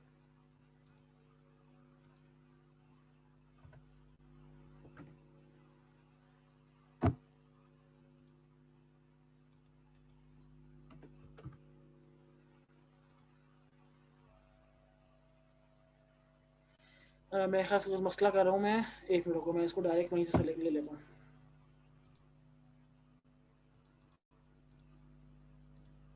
ठीक है, तो इसको यहाँ से फिर आप यहाँ से ज्वाइन कर लो उसको। ठीक है, तो इस तरीके से भी आप कर सकते हो। अब एंड मैंने लिखा तो मैंने डायरेक्ट ई प्रेस किया और इस तरीके से आना शुरू हो गया। ठीक है, तो आप ऐसे भी कर सकते हो। तो आप क्या करेंगे, इसको अगर हमें रन करना है तो रन करने के लिए 3 स्टेप्स होते हैं। पहला स्टेप क्या होता है, इन सारे ऑप्शन को गौर से देखना। पहले मैं प्रेस करूंगा सिमुलेटर का जो ऑप्शन है, जहां पर एक छोटा सा ये एक गियर सा बना हुआ है ना, यहाँ पर इसको मैं यहाँ पर क्लिक करूंगा। ठीक है, इसको क्लिक करने के बाद ये तो आपने ये इनेबल हो गया। ठीक है, इसके बाद मैं जाऊंगा रन पर। ठीक है, सिमुलेट करने के बाद मैं कहाँ जाऊंगा, रन पर। इसने कहा run PLC confirm, do you wish to continue, मैंने कहा भाई हाँ यस कर दो। ठीक है, और उसके बाद मैं जाऊंगा इस यूएसबी टाइप के एक चीज बनी हुई जिसको हम कहते हैं ऑनलाइन मोड, इस पे मैं जाके क्लिक करूंगा, क्योंकि सारी सी बात है अभी कोई पीएलसी नहीं लगी हुई तो ये मसले करेगा अभी। ठीक है, मैंने कहा ठीक है अभी ओके कर दो। तो यहाँ पे देखो ये चलना शुरू हो गया, बट मेरे पास मसला ये आ रहा है। अच्छा, मैं इस पे गया, मैंने इसको ऑन किया, देखो ये ग्रीन कलर का हो गया, ये ऑन हो गया। मैं इस पे गया, इसको मैंने ऑन कर दिया, मैं इस पे गया, इसको मैंने ऑन कर दिया, बट मेरे पास मसला ये आ रहा है, मेरी जो मैंने वर्जन डाउनलोड किया है उसमें मेरे पास ये इसको ना ऑपरेट नहीं कर रहा है। कुछ इसमें फाइल्स वगैरह मेरे ख्याल से मिसिंग हो गई है, कुछ हो गया, तो वो चीज़ मुझे अभी वापस करनी है। क्यों? क्योंकि अगर मैं इन तीनों इनपुट्स को ऑन कर रहा हूँ सो डेफिनेटली मेरे पास मेरा आउटपुट जो है वो ऑन होना चाहिए। ठीक है, उसको चीज़ को हम लॉजिकली तो हम समझ रहे हैं कि भाई अगर मेरे पास एंड गेट है, अगर 2 इनपुट्स हैं, उनको मैंने दोनों को हाई कर दिया तो उसने मेरे आउटपुट को हाई हर हालत में करना है। बट जाहिर सी बात है मेरे पास अभी कुछ इसमें इशू आ रहा है, तो मैं इसको देख के फिर रिजॉल्व करके जब नेक्स्ट टाइम हम कर रहे होंगे उसको तो तब कर लेंगे। बट अभी आप ये अज्यूम करो कि जैसे ही मैंने इन तीनों को ऑन किया सो आपका आउटपुट भी ऑन हो गया। ठीक है, अभी इसको मुझे मैनुअली ऑन करना पड़ रहा है, बट ऐसा मैनुअली हम लोग करते नहीं है, भैया ऑटोमेटिकली खुद ही ऑन होता है। बट अभी मेरे पास कुछ मसला आया हुआ है तभी ये भी ऑन नहीं हो रहा। बट अभी इसको हमने देख लिया कि अगर मेरे पास एक 3 इनपुट या 2 इनपुट एंड गेट है तो जब सारे इनपुट्स जा रहे हैं तो ये आपका आउटपुट जो है वो एकदम ऑन हो गया, और जैसे ही कोई भी इनपुट फर्ज करो ये बीच वाला बंद हो गया तो आपका आउटपुट भी उस वक्त एकदम बंद हो जाएगा। सही है जी। अच्छा, इसको मैं स्टॉप करता हूँ। अच्छा, ये तो हमने सिंपल एंड गेट की फॉर्मुलेशन देख ली। अब हम देखते हैं कि अगर हमें अब और गेट बनाए तो वो कैसे बनाएंगे। हमने यहाँ लिखा और गेट, और गेट बेसिकली क्या है, यहाँ पर 0 आएगा, 0 + 1 1 1 और 1। अब यहाँ हमने देखा कि यार और गेट की केस की अगर हम बात कर रहे हैं तो और गेट की केस में तो मेरे पास ये तीनों 1 आ रहे हैं। ठीक है, इसको मैं यहाँ से, ठीक है, और गेट की केस में मेरे पास ये 3 1 आ रहे हैं जो कि इसकी बदौलत आ रहे हैं। तो अब अगर इसकी इक्वेशन मुझे लिखनी है तो कोई मुझे बता सकता है कि इसकी इक्वेशन कैसे लिखी जाएगी?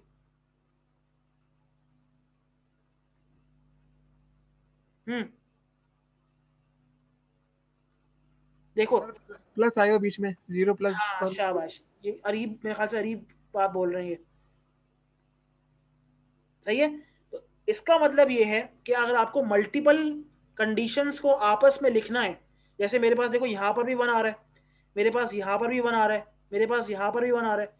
देखो ये दोनों तो आपस में मल्टीप्लाई हो रहे होंगे, मतलब ये कि ए और बी आपस में मल्टीप्लाई हो रहे हैं, ए और बी डैश आपस में मल्टीप्लाई हो रहा है, ए डैश और बी आपस में मल्टीप्लाई हो रहे हैं, जो कि ये 1 दे रहे हैं। बट ये इससे इसका क्या ताल्लुक है और इससे इसका क्या ताल्लुक है? इससे ताल्लुक ये है कि ये दोनों आपस में प्लस हो रहे हैं और ये तीनों, बल्कि ये तीनों आपस में एक दूसरे के प्लस हो रहे हैं। तो अगर अब मुझे इस इक्वेशन को यहाँ पर लिखना है तो अब मैं देखो किस तरीके से लिखूंगा इसको। ठीक है, मैं गया स्लाइड शो में, फ्रॉम करंट स्लाइड, पॉइंटर में ले गया, आ गया। अब मेरे पास ऑप्शन ये आ रहा है कि भाई एक मेरे पास आ रहा है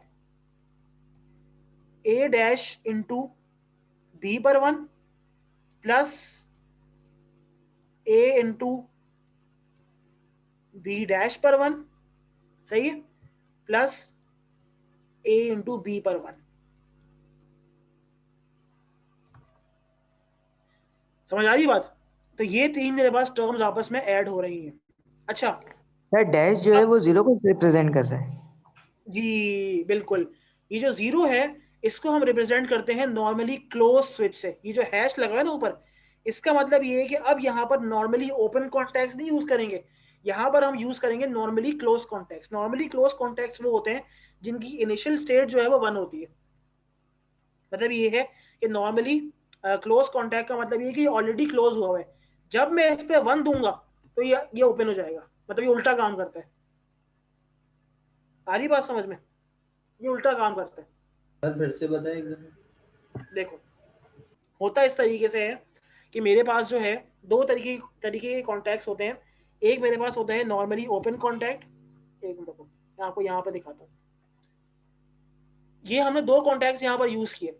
जो अभी मैंने यूज किया इसको हम कहते हैं नॉर्मली ओपन कॉन्टैक्ट। ठीक है, नॉर्मली ओपन कॉन्टैक्ट।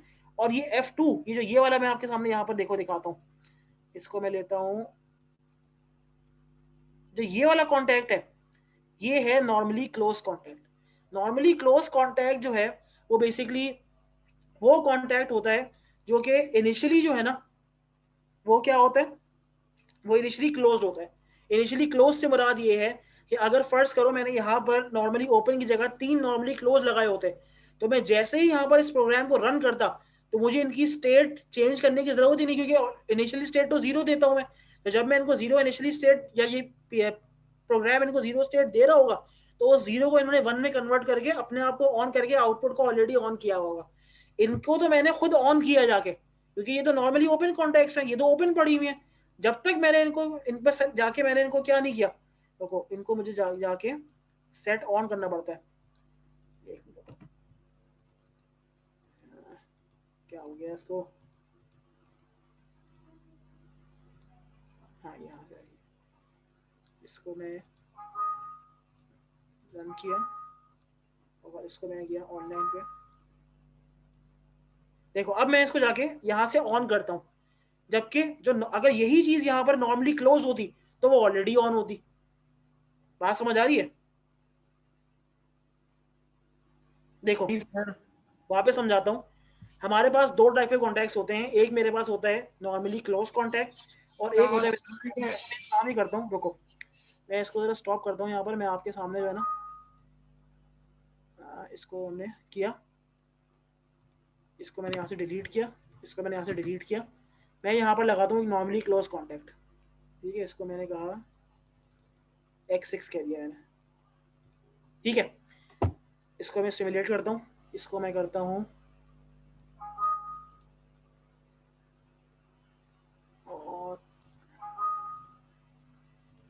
देखा अब क्या हुआ, ये चीज समझ आई? मतलब मैंने इसको ऑन नहीं किया, ये नॉर्मली क्लोज कॉन्टैक्ट है। नॉर्मली क्लोज कॉन्टैक्ट ये होता है, देखो थोड़ा सा इस बात को, ये मसला जो ना मुझे पिछले बार भी काफी बच्चों ने पूछा था।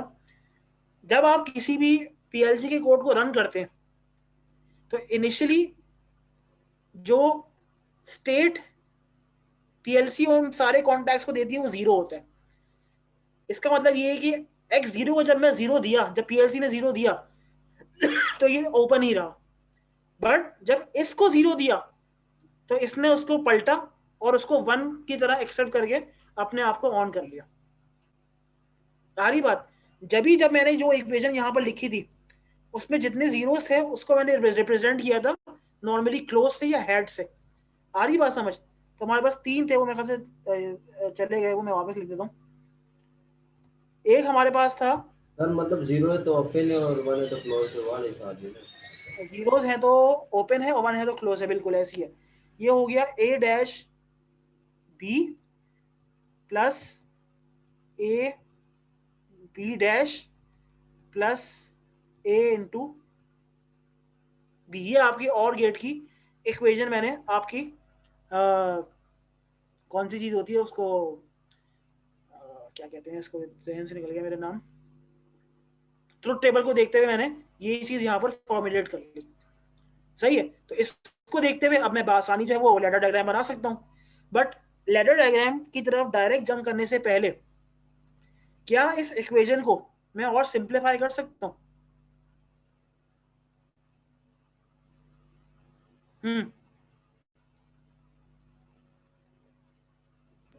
जी सर कर सकते हैं शायद। सर एक को कॉमन ले ले 2 में। सर जी सर अगर हम A को कॉमन लेंगे तो B plus B bar I think 1 हो जाता है। अच्छा चले करके देखते हैं। सर मैंने अगर कहा हम बी को कॉमन लें, मर्जी है, मैंने यहाँ पर लिया a डैश b, इसको मैंने एज इट इज रहने दिया। इन दोनों में से मैंने a कॉमन ले लिया। मैंने कहा कि भाई इस तरीके से लिया, ये हो गया b प्लस b बार। ये किसके बराबर होता है, 1 या 0? 1। ये बराबर होता है 1 के। तो जब a को 1 से मल्टीप्लाई करेंगे तो क्या आएगा, a ही आएगा। तो इसकी इक्वेशन सिंप्लीफाई हो गई a plus a bar b। या मैं एक और काम ये कर सकता था कि मैं इन दोनों में से, बल्कि इन दोनों में से नहीं, मैं एक मिनट रुको, मैंने एक और भी देखा था इसमें। हाँ सर पहली और आखिरी। एक मिनट रुकिएगा जरा।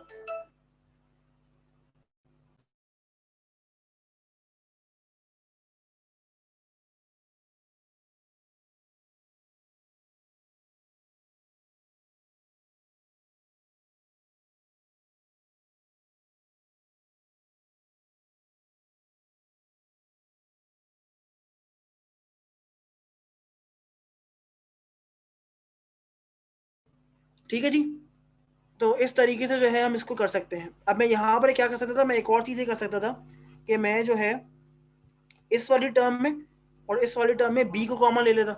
ठीक है, तो वो भी हम कर सकते हैं, वो हम करके देख लेते हैं। अगर मैं उसको कॉमन लेता, ये होता है b a प्लस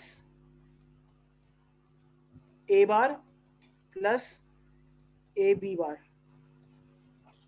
सही है, तो यहाँ से ये चीज़ 1 के बराबर हो जाती। तो रिजल्टेंट आता, वो आता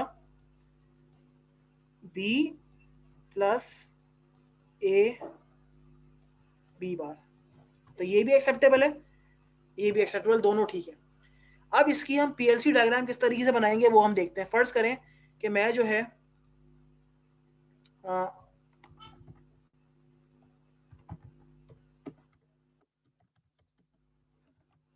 असर की नमाज का ब्रेक मैं अभी दे रहा हूँ, बस ये समझा दूं फिर मैं देता हूँ ब्रेक। ठीक है, अभी क्या टाइम हो रहा है, अभी टाइम हो रहा है 5:30 हो रहे हैं, बस 2 मिनट दे दें, मैं बस इसकी डायग्राम आपको इस पर समझा दूं, फिर आप ब्रेक ले लीजिएगा। ठीक है, तो हम जो है वो फॉलो कर रहे हैं, इसको हम फॉलो कर रहे हैं a plus a bar into b को, मैं इसको फॉलो कर रहा हूँ। ठीक है, तो मैंने क्या किया, अब गौर से देखिएगा, इसको मैंने कीप रखा, मैं गया इधर कंट्रोल, इस सबको मैंने जो है पहले स्टॉप किया। ठीक है, मेरे पास था क्या था, मेरे पास था a plus a bar b। ठीक है भाई, तो मैंने क्या किया, a plus a bar b। फर्ज करो ये मेरे पास a ही है। ठीक है, इसको मैं यहाँ से डिलीट करता हूँ, इसको मैंने यहाँ पर जोड़ दिया, इसको पूरे को मैंने यहाँ से डिलीट कर दिया। इसकी मैंने एडिट डिवाइस कमेंट में गया, मैंने कहा फर्स्ट इनपुट टू द और गेट, इसको मैंने कर दिया ओके। ठीक है, ये मेरे पास a हो गया। अब इक्वेशन क्या है, a plus a bar into b। इसका मतलब ये है कि मुझे a का a बार भी चाहिए। तो अब मैं जाऊंगा नॉर्मली क्लोज कॉन्टैक्ट में और मैं x0 ही सेलेक्ट करूंगा। समझ आई बात? अच्छा, इसको मुझे यहाँ सेलेक्ट, यहाँ लेके आना था, तो मैंने किया, क्योंकि a का ही a बार चाहिए, किसी और का नहीं चाहिए, तो मैंने कहा इसको आप ले लो इंटू b। अब दूसरा इनपुट है तो मैंने यहाँ पे लूंगा, और वो भी ओपन, एक नॉर्मली ओपन कॉन्टैक्ट है। इसको मैंने कहा कि आप इसको ले लो x1 और इसको कह दो सेकेंड इनपुट टू दी और गेट। ठीक है, और प्लस का मतलब ये है कि इन दोनों को आप पैरेलल कर दो। तो यहाँ पर आप पैरेलल करने के लिए यहाँ पर ये लाइन बना दो इस तरीके से। ठीक है, तो ये आपके पास पैरेलल बन गया। और वापस यहाँ पर आए और यहाँ पर आपने END की कमांड लिखी और इसको आपने एंड कर दिया। अब इसको आप इसी तरीके से सिमुलेट करेंगे, देन इसको आप क्या करेंगे, रन करेंगे, और देन इसको ऑनलाइन करेंगे। तो आपके पास अगर सही वर्जन है तो ये चल जाएगा, मेरे पास अभी सही वर्जन नहीं, तो ये नहीं चल रहा होगा। आई बात समझ में? तो ये आपने इस तरीके से और गेट की बना ली। इस तरीके से बकिया गेट्स की आपने क्या करना है, पहले उनका ट्रुथ टेबल यहाँ पर लिखना है, जहां जहां पर 1 आ रहा है उसको नोट करना है, उस लिहाज से आपने इक्वेशन फॉर्मुलेट करनी है, उसको सिंप्लीफाई करना है, एंड देन आपने उसकी लैडर डायग्राम को यहाँ पर बनाना है। तो ये आपकी गुड अमजद, ठीक है, आपके पास सही काम कर रहे हो तो बस ठीक है, कोई मसला नहीं है। सर अगर इक्वेशन सिंपलीफाई नहीं करके उससे भी अगर बनाए तो थोड़ा कॉम्प्लेक्स हो जाएगा, लेकिन हो जाएगा उससे भी ना। वो बेसिकली हो तो जाएगा, और उसमें ये है कि जब बाकी थोड़ा टास्क कर रहे कॉम्प्लेक्स हैं तब मसला करेगा। तो अभी तो ये टास्क सिंपल है, जब अभी हम आगे जब क्वेश्चन 2, 3, 4 देखेंगे तो उसमें फिर बहुत बड़ी बड़ी चीजें आने वाली, तो वो मसला करेगा फिर। सही है, तो इसलिए अभी इसको सिंप्लीफाई करने का जो तरीका है उसको आप लेके चलो। तो ठीक है, ये टास्क नंबर 1 है। तो अभी हम लोग 15 मिनट का गैप लेते हैं नमाज का, फिर हम लोग 5:45 के 5:45 तक हम लोग वापस बैठेंगे फिर। ठीक है, आप लोग जब तक नमाज का ब्रेक ले रहे हैं, मैं अभी रिकॉर्डिंग को पॉज कर रहा हूँ और फिर हम लोग थोड़ी देर में आते हैं। जी, तो हम लोग वापस आ गए। ठीक है, तो ये बेसिकली हम लोग जो प्रीवियसली कर रहे थे वो ये कर रहे थे कि हम लोग लॉजिक गेट्स को किस तरीके से लेटर डायग्राम में रिप्रेजेंट कर सकते हैं।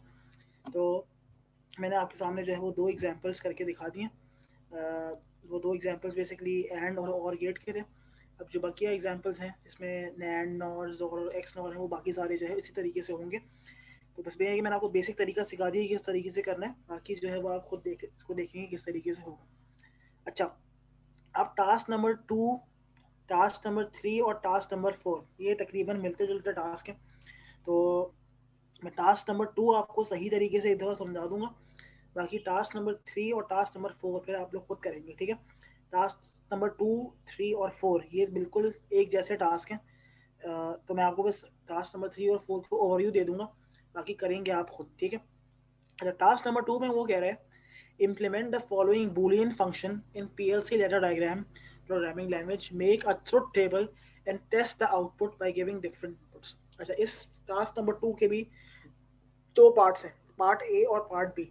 पार्ट ए अगर आप देखें, f bracket w(x,y) where w, x and y are inputs, whereas ये बराबर है sum of 1, 3, 5, 7। इसका मतलब ये है कि मेरे पास इन पोजीशंस पर आउटपुट 1 होगा, बाकी इसके अलावा कोई पोजीशन में मेरे पास आउटपुट 1 नहीं होगी। अगर मेरे पास 3 इनपुट्स हैं w, x और y, या a, b, c या x, y, z, तो मेरे पास पॉसिबल कितनी कॉम्बिनेशंस एग्जिस्ट कर सकती हैं? 6। अगर मेरे सर पास 8 हाँ शाबाश, 8 होती हैं। ठीक है, उन 8 पोजीशंस में से ये पोजीशन फर्स्ट, थर्ड, फिफ्थ और 7 यहाँ पर आपके पास लॉजिकल हाई है, बाकी सारी जगह जो है वो आपको लॉजिकल 0 लेकर आना है। आप किस तरीके से हो रहा है ये देखते हैं। अच्छा, ये मेरे पास ये 3 इनपुट एंड गेट है। ठीक है, सर ये कॉन्सेप्ट समझ में नहीं आया, एक और बार समझा दें प्लीज। अच्छा रुके। अच्छा, ये कॉन्सेप्ट ये है कि मेरे पास जो है क्या लिखा हुआ है, implement the following Boolean function in PLC ladder diagram programming language. ठीक है, पीएलसी लेटर डायग्राम के अंदर इस बूलियन फंक्शन को हमें इम्प्लीमेंट करना है। बूलियन फंक्शन क्या होता है? बूलियन फंक्शन बेसिकली वो फंक्शन होता है जो आपको ये बता रहा होता है कि आपके पास कहाँ कहाँ जो है आपकी रिक्वायरमेंट के लिहाज से किस किस पोजीशन पर आपका आउटपुट 1 है, बाकी जो पोजीशंस मेंशन नहीं है वहां पर आपका आउटपुट 0 होगा। इसने बताया कि WXY से मुराद ये कि 3 इनपुट का एक सिस्टम है। 3 इनपुट का सिस्टम है तो आपके पास 8 पॉसिबिलिटीज आउटकम्स आ सकते हैं। ठीक है, उन 8 पॉसिबिलिटीज में से फर्स्ट, थर्ड, फिफ्थ और 7 पर हमेशा लॉजिकल 1 आएगा, बाकी जो पोजीशंस है उसको हमें गर्ज नहीं वहां पर 0 आ रहा होगा, क्योंकि हम 0 वालों को तो कंसीडर करते नहीं इक्वेशन बनाने के अंदर। हम तो सिर्फ उन पोजीशंस को देखते हैं जहां मेरे पास 1 आ रहा होता है। ठीक है, तो फर्स्ट, थर्ड, फिफ्थ और 7 ये वो 4 पोजीशंस हैं जहां पर 1 आ रहा होगा। अब ये कैसे करते हैं? 2 की पावर 3 = 8 इस तरह में आउटकम से इस तरीके से, बिल्कुल, क्योंकि आपके पास 3 इनपुट्स हैं A, B, C, तो इसका ट्रुथ टेबल कैसे बनता है? 0 1 0 1 0 1 0 1, फिर यहाँ पर 0 0 1 1 0 0 1 1 और फिर 4 दफा 0 और 4 दफा 1। अब ये मेरे पास है 0th position, first position, second position, third, fourth, fifth, sixth and 7th, क्योंकि हम 0 से स्टार्ट कर रहे हैं और उसमें उसमें बाइनरी और जिसमें डिजिटल में 0 से स्टार्ट होता है। तो हमने कौन कौन सी पोजीशन पर 1 लेकर आना है वो भी हम देख लेते हैं। हमें लेकर आना है 1, 3, 5 और 7। इसका मतलब ये है कि अगर ये 0 पोजीशन है तो 1 यहाँ पर 1 लेके आना है, ठीक है। थर्ड पोजीशन ये वाली है, फिफ्थ ये वाली है और 7th ये वाली है, ठीक है। इसका मतलब ये है कि जो ये वाले गिवन है, जिसको मैं अभी हाईलाइट कर रहा हूँ आपके सामने, ये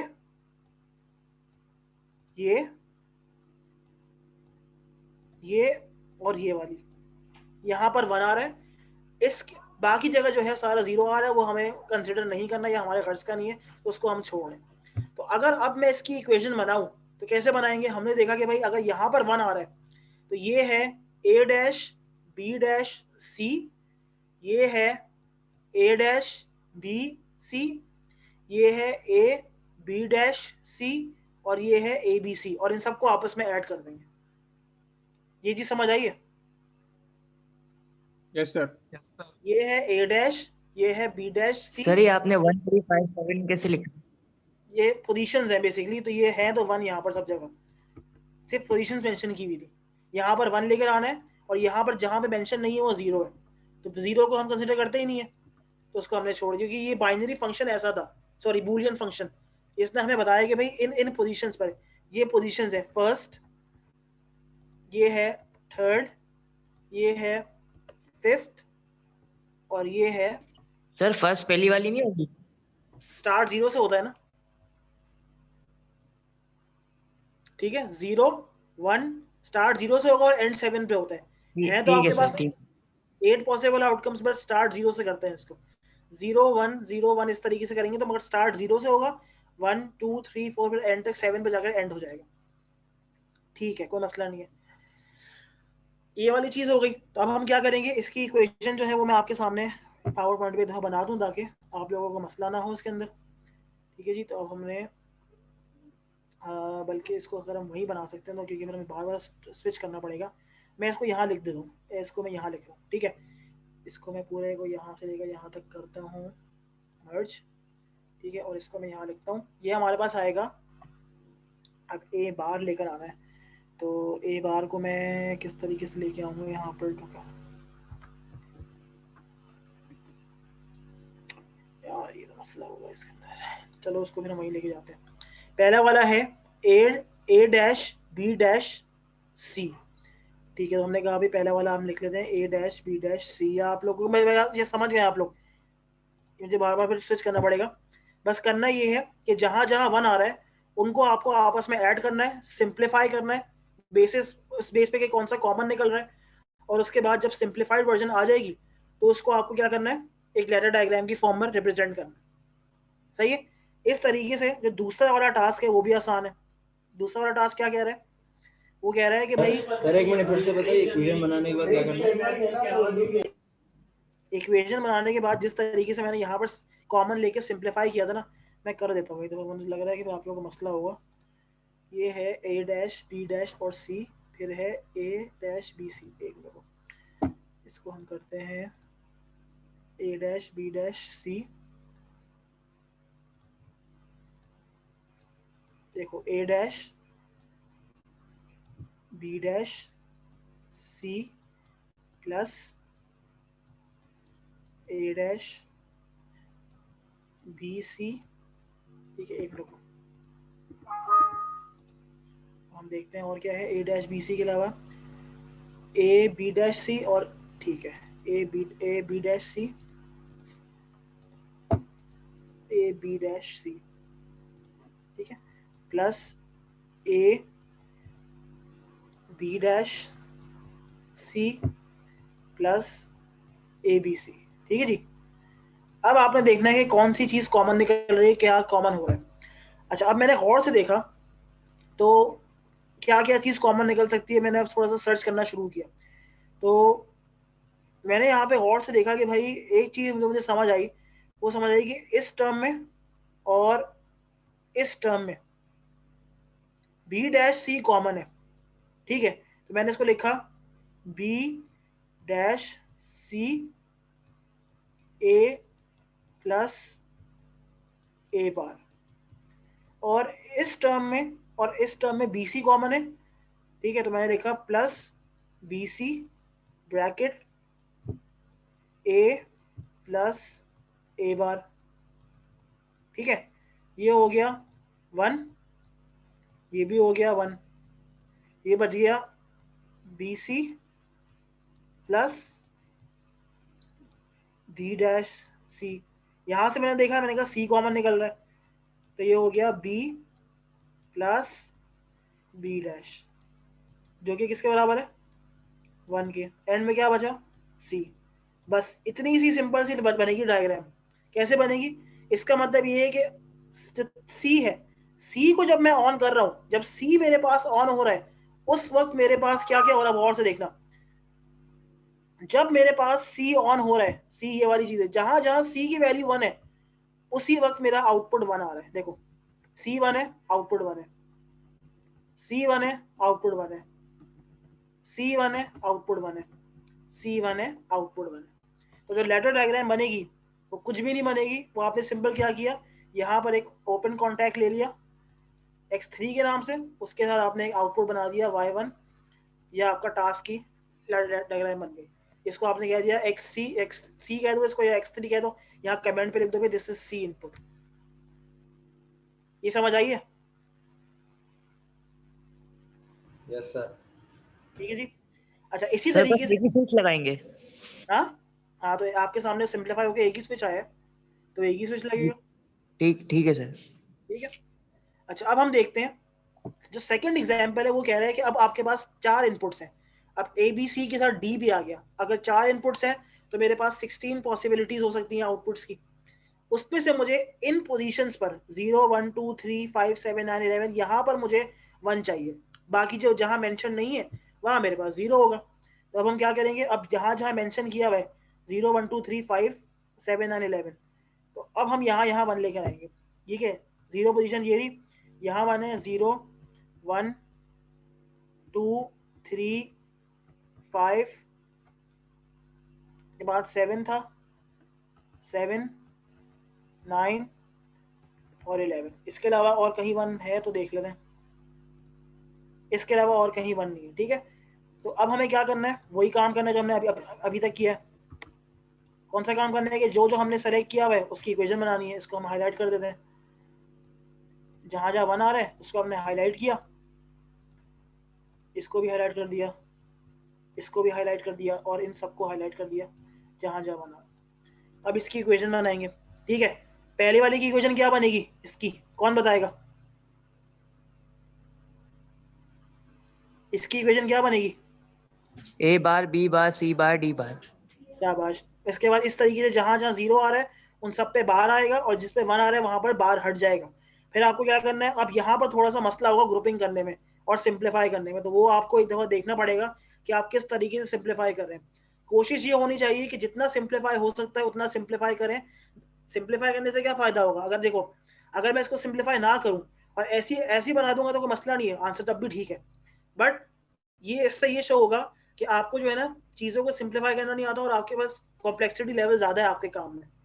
ठीक है, आप ये चाह रहे हैं कि आपका जो भी चीज़ आप बना रहे हैं उसका कॉम्प्लेक्सिटी लेवल कम से कम हो, ताकि जो अगला बंदा उस चीज़ को देखे तो उसको देखती समझ आ जाए।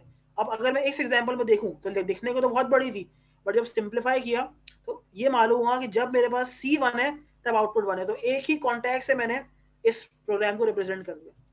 ठीक है, तो सिंप्लीफाई करते वक्त इस चीज़ को आप लोग देख लीजिएगा, ये अब आप खुद कीजिएगा। अच्छा, बाकी लैब टास्क नंबर 2 इस तरीके से हो जाएगा। टास्क नंबर 3 भी आसान है।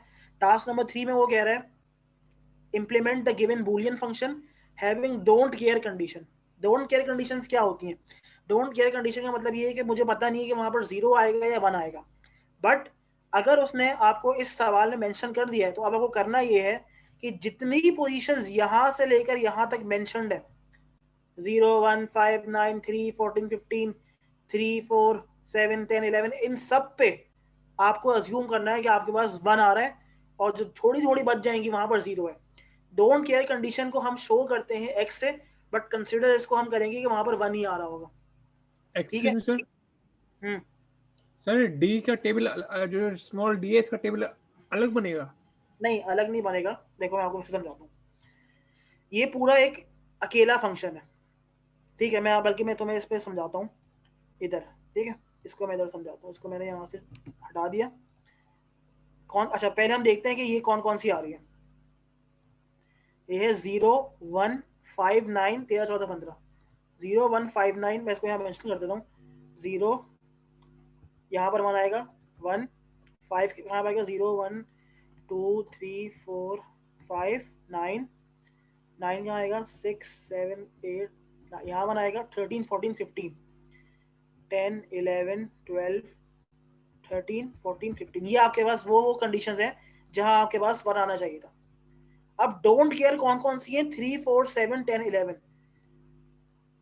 यहां पर हम 1 तो नहीं लिख रहे, बट यहां पर लिखेंगे x 3 4 5 6 7 8 9। ये कुछ उल्टा तो नहीं हो गया मुझसे,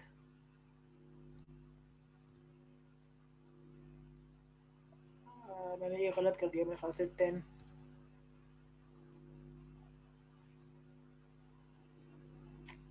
खैर देख लें, यहाँ पर मेरे ख्याल से ये 7 8 9 10 यहाँ पर वो मसला ऊपर नीचे हो गया। मैं वापस करता हूँ, इनको वापस करता हूँ।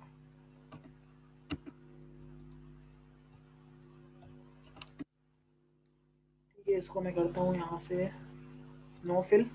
ठीक है, मैं यहाँ पे कहता हूँ, यहाँ पर मेरे पास ये वाली कंडीशन आएंगी। कहाँ गई वो, 0 1 5 9।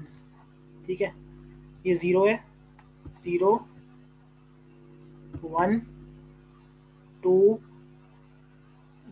0 1 2 3 4 5 6 7 8 9।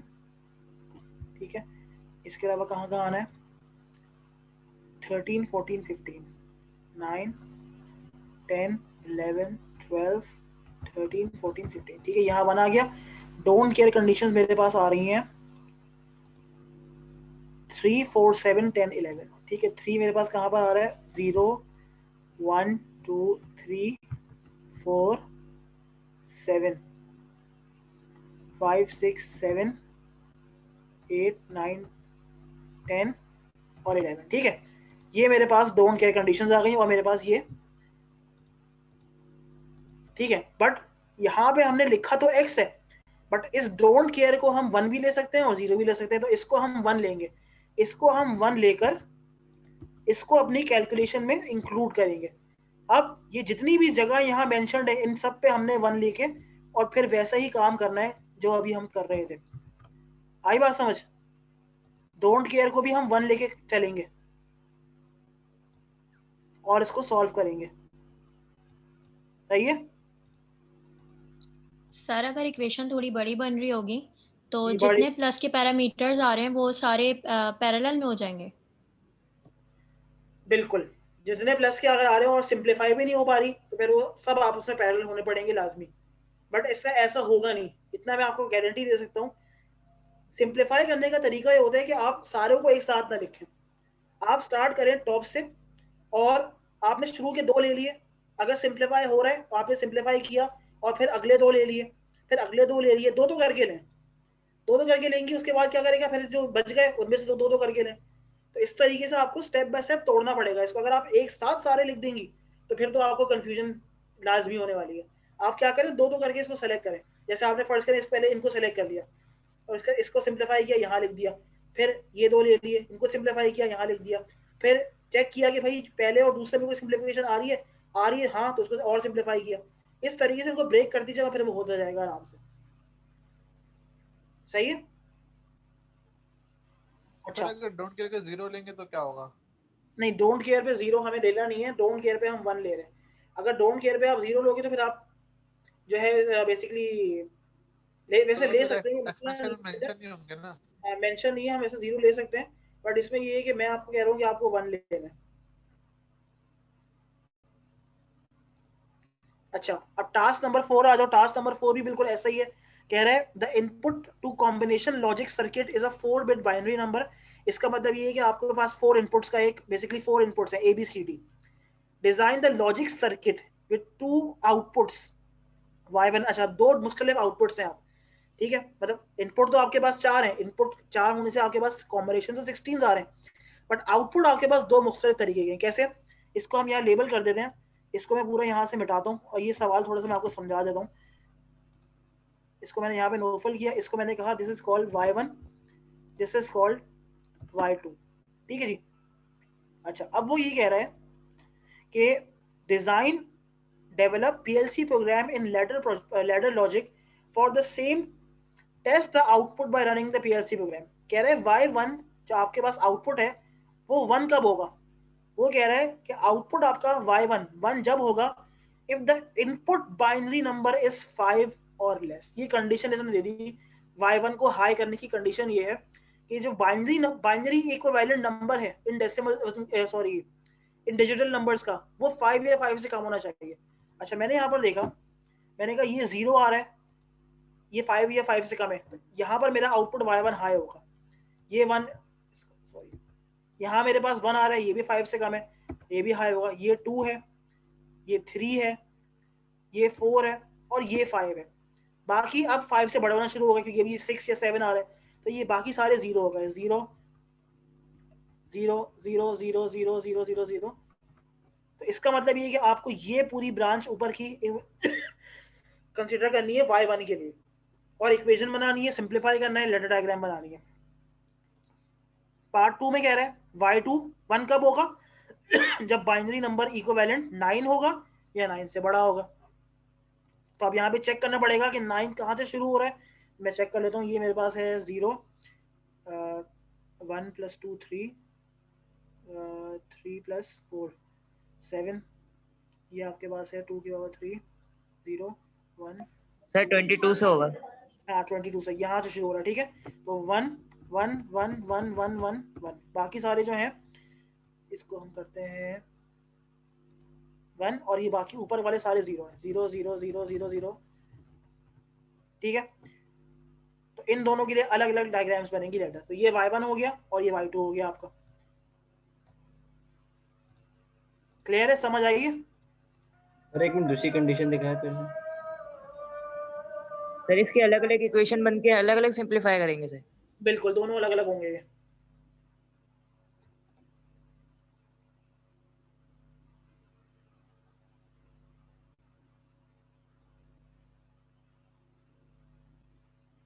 सही है।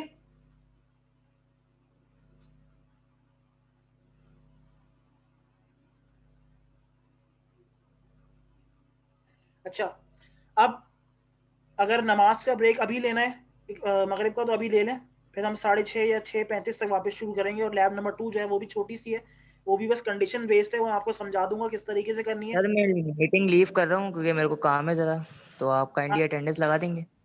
हाँ मैं देख लूंगा, मसला नहीं है। बस ये कि रिकॉर्डिंग आप लोग चेक कर लीजिएगा, ठीक है। तो सर अभी मैं हम रिकॉर्डिंग ले लूंगा बाद। अभी हम ब्रेक ले रहे हैं, तो हम ये है कि 6:35 तक रिज्यूम करेंगे। ठीक है सर।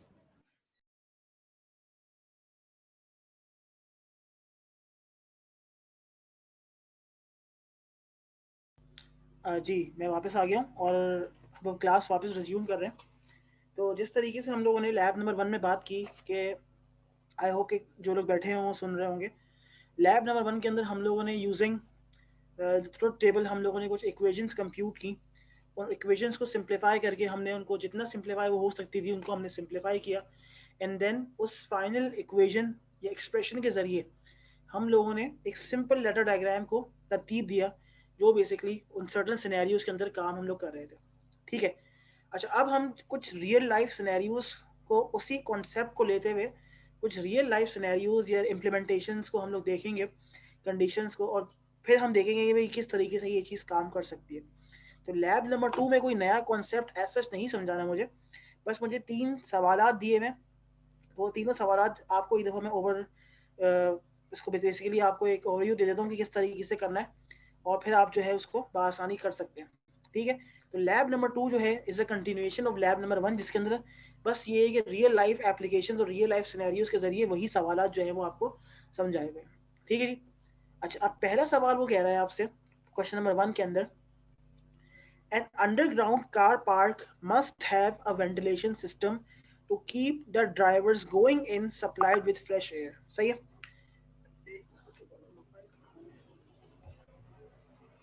एक मिनट रुकिएगा जरा।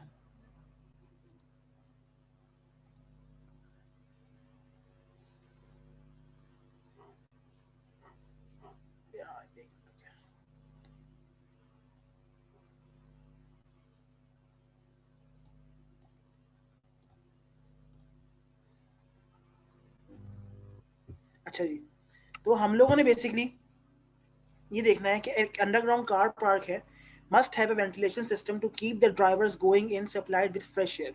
ठीक है, तो हमें एक ऐसा सिस्टम डिजाइन करना है, एक अंडरग्राउंड कार पार्क सिस्टम है, वहाँ का एक वेंटिलेशन सिस्टम जो है वो हमें डिजाइन करना है, जो बेसिकली जो अंडर ड्राइवर्स जा रहे हैं उनको फ्रेश एयर जो है वो सप्लाई की जा सके। कह रहे हैं there are 4 ventilation fans needed to run simultaneously, जो एक ही वक्त काम करेंगे तब। इसका मतलब क्या है, there are 4 ventilation fans, 4 inputs A B C D, और जब वो सारे के सारे इनपुट्स हाई होंगे तभी आपका एक हेल्दी वेंटिलेशन सिस्टम जो है वो बन सकता है।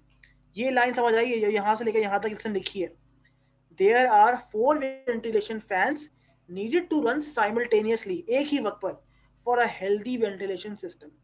Following conditions are to be monitored for ventilation. सही है जी, आई होप कि यहाँ तक ये सवाल समझ आया होगा आपको। अच्छा, अब वो कह रहा है कि ग्रीन लाइट ऑन करो। कब ऑन करो, जब 3 या 3 से ज्यादा, जो कि कितने हो सकते हैं, 4 फैन रन कर रहे हैं। अच्छा, अब 4 फैन लगे हुए, इसका मतलब ये है कि आपके पास एक 4 इनपुट का एक सिस्टम है। अगर 4 इनपुट का सिस्टम है तो मैं इसी चीज को, इसी ट्रुथ टेबल को कंसिडर करता हूँ। इसकी मैं पहले, इसको मैंने वापस इस तरीके से कर दिया। मैंने कहा कि भाई ग्रीन लाइट कब ऑन होगी, ग्रीन लाइट ऑन होने की शर्त यह है कि आपके पास 3 या 3 से ज्यादा फैन जो है वो ऑन हो। पहले केस में मैंने देखा 0 फैंस, इसमें भी, इसमें 1 फैन, ठीक है, इसमें भी फिर 1 फैन, इसमें 2 फैन, फिर 1 फैन, फिर 2 फैन,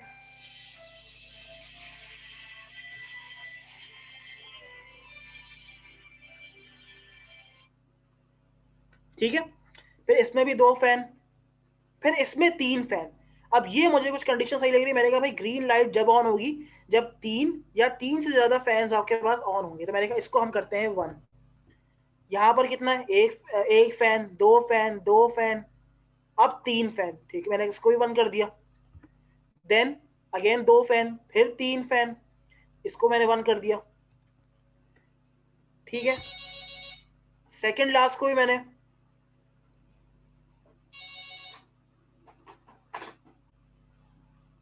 इसको भी मैंने 1 कर दिया, और आखिरी वाले में जिसमें चारों फैन ऑन हो रहे हैं उसको भी मैंने 1 कर दिया। तो ग्रीन लाइट ऑन होने के लिए ये वाली चीज, इसको मैं ग्रीन कर देता हूं आपके लिए ताकि आपको समझ आए। ये वो कंडीशंस हैं जहां पर ग्रीन लाइट ऑन हो रही है। इसको आप सिंप्लीफाई करें and then you can easily produce the required data diagram. ठीक है जी, अब नेक्स्ट केस पे आते हैं। कह रहे हैं येलो लाइट कब ऑन होगी, जब 2 फैन रन कर रहे हैं।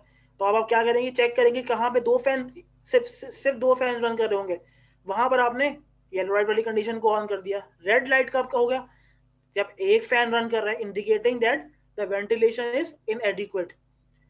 और finally buzzer on when no fan is running, indicating that driver should avoid going inside. तो इन सब में केसेस में कौन सा वो वाला है जहां पर रेड आ गया, जब पे कोई भी फैन ऑन नहीं है? सिर्फ ग्रीन लाइट वाला ही हमें इसमें वैसे लेना है। तो हाँ और लेना तो मैं सिर्फ इसमें ग्रीन लाइट का ना, जो मैं क्वेश्चन में पूछा था कि 4 नहीं, फैन जो रन करने चाहिए साइमल्टेनियसली, तो उसके लिए वो तो ग्रीन बात लाइट ही ठीक है, ऑफ बट देंगे इस ना। क्वेश्चन के भी 4 पार्ट्स है ना। ग्रीन लाइट का अलग बनेगा, येलो का अलग बनेगा, रेड का अलग बनेगा, इसका अलग बनेगा। इस सवाल की 4 पार्ट्स हैं, चारों के अंदर जो है वो अलग अलग लेटर डायग्राम्स बन रही होंगी। आ रही बात समझ?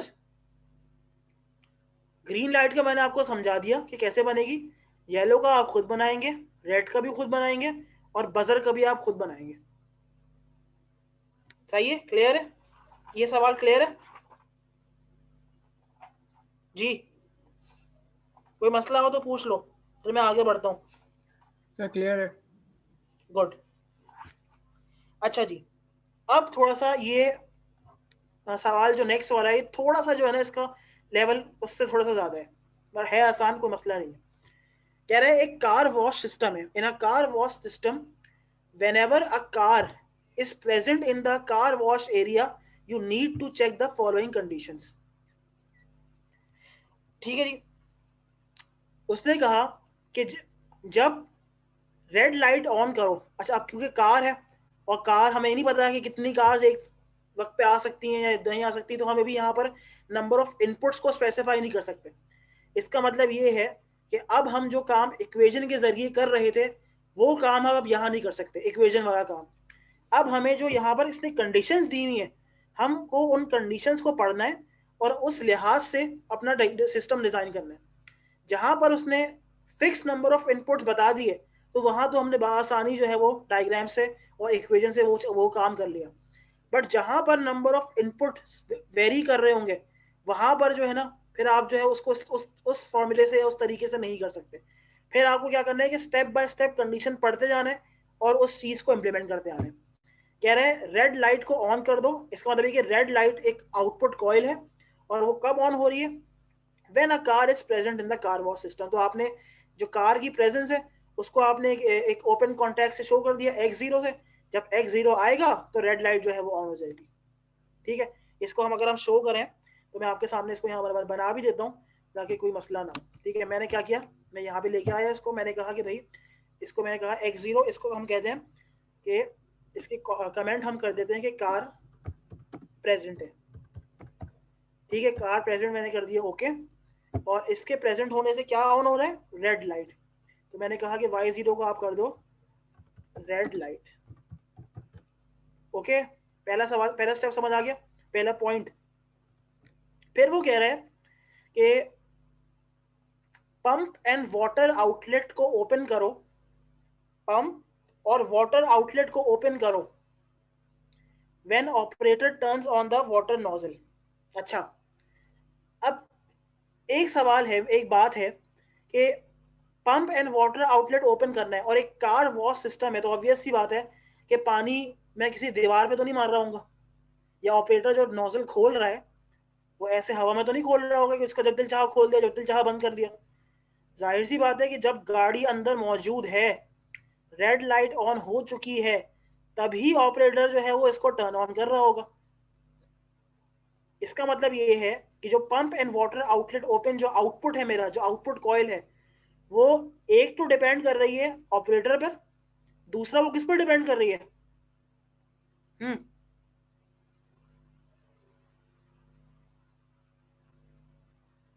जी भाई, वाटर नोजल। वाटर नोजल नहीं, देखो मैं ये कह रहा हूँ कि वाटर नोजल ये पूरा एक ही चीज लिखी हुई है।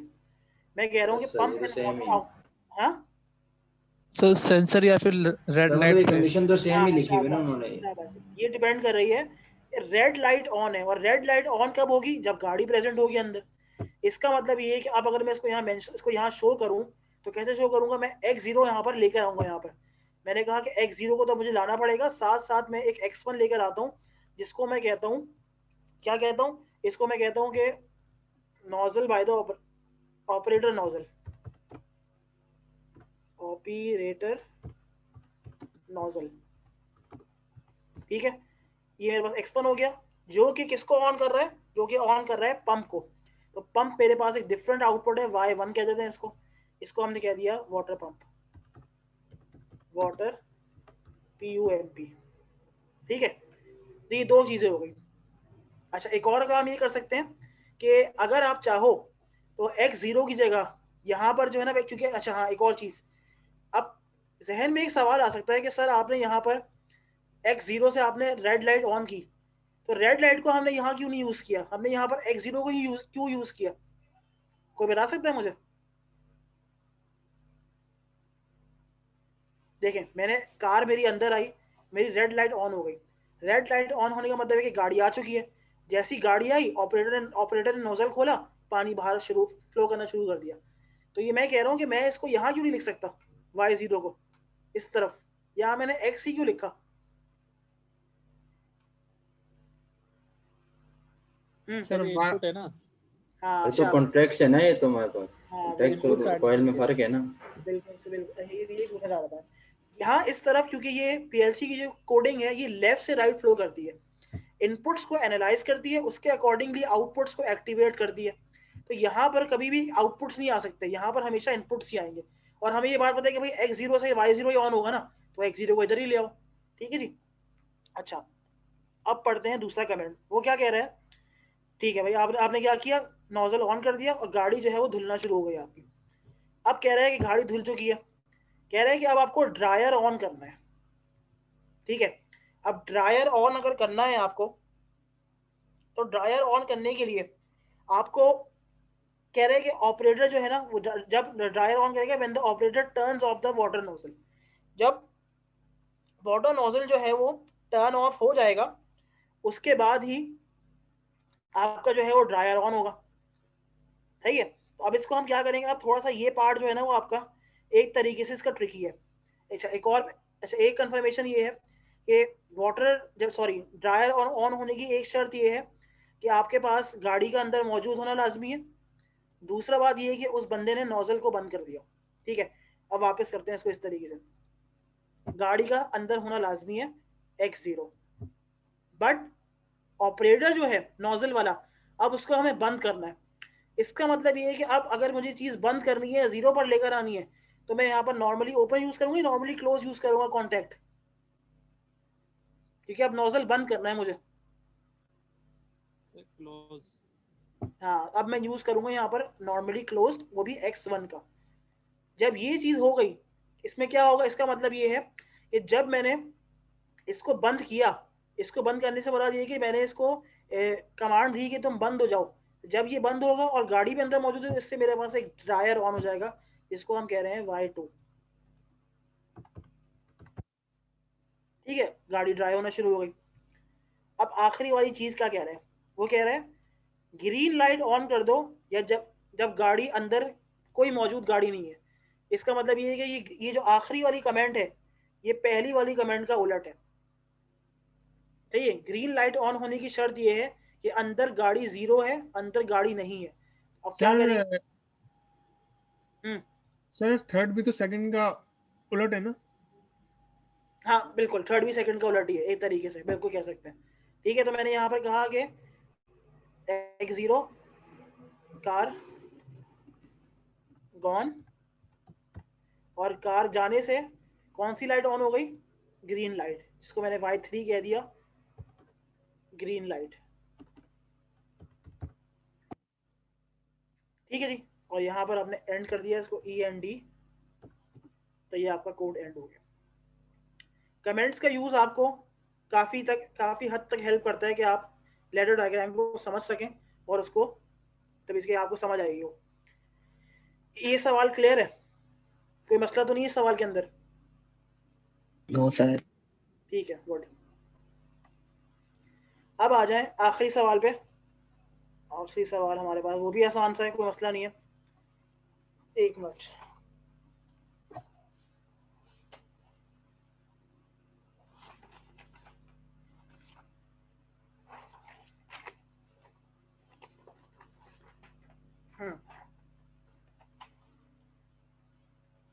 आखिरी सवाल में वो कह रहा है in a tank level measurement system, एक टैंक है, उसके अंदर कोई भी लिक्विड हो सकता है, वो बेसिकली उसका एक मेजरमेंट सिस्टम जो है वो हमने डिजाइन करना है।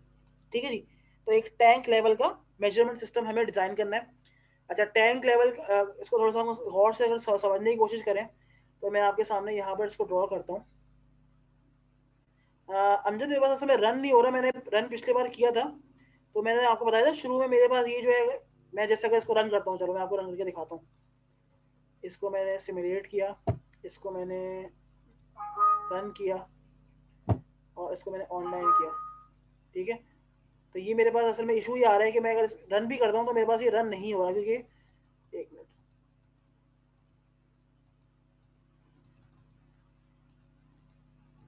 जिसमें इशू आया है मेरे वाले वर्जन में, तो मैं इसको सही करूंगा, दूसरा वाला लेके आऊंगा। नहीं सर, कोई इशू, शायद मेरे ख्याल में इशू नहीं आया, आप एक स्टेप मिस कर रहे हैं सर इसमें रन करते टाइम।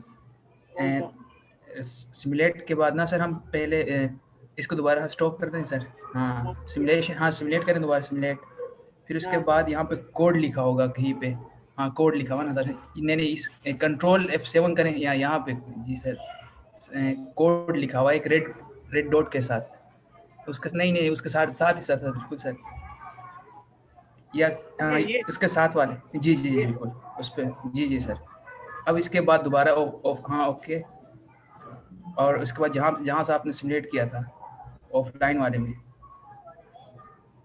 हाँ जी सर, अभी भी नहीं हो रहा। नहीं मेरे पास मसला आ रहा है ना, मैं वही तो बता रहा हूँ, मैंने करके देखा है इसको 3-4 दफा ना, वो नहीं हो रहा मेरे पास। खैर आज जिसके पास चल रहा है वो उसको देख लीजिएगा, मैं इसको एक दफा वर्जन इसको और एक और दफा इंस्टॉल करूंगा, तो हो सकता है उससे ठीक हो जाए। 2.45 वाला करके देखूंगा, नहीं मेरे पास नहीं चल रहा है अभी, क्योंकि आपके सामने अगर x0 ऑन है तो y0 को भी ऑन होना चाहिए था, बट ये ऑन नहीं हो रहा अभी। ठीक है, तो ये मसला है इसका। इसको हमने अगर ऑफ भी करें तो ये y3 भी ऑन नहीं हो रहा, तो ये इसमें इशू आ रहा है। अच्छा अब हम क्या कर रहे हैं, मैं टैंक लेवल वाला आपको समझा रहा हूँ, मैं टैंक लेवल के लिए मैं आपको उसको समझाना चाह रहा हूँ डायग्राम के जरिए, ताकि डायग्राम के जरिए जो है ना वो आपको सही समझ आए। अच्छा इसको हम शो करते हैं, स्लाइड शो, करंट स्लाइड, और इसको हम शो करते हैं पॉइंटर। अच्छा अब इसमें क्या है, ये एक टैंक है आपके पास, ठीक है, उसमें कुछ पानी का लेवल है आपके पास, अब वो मुझे नहीं पता कितना है वो क्या है।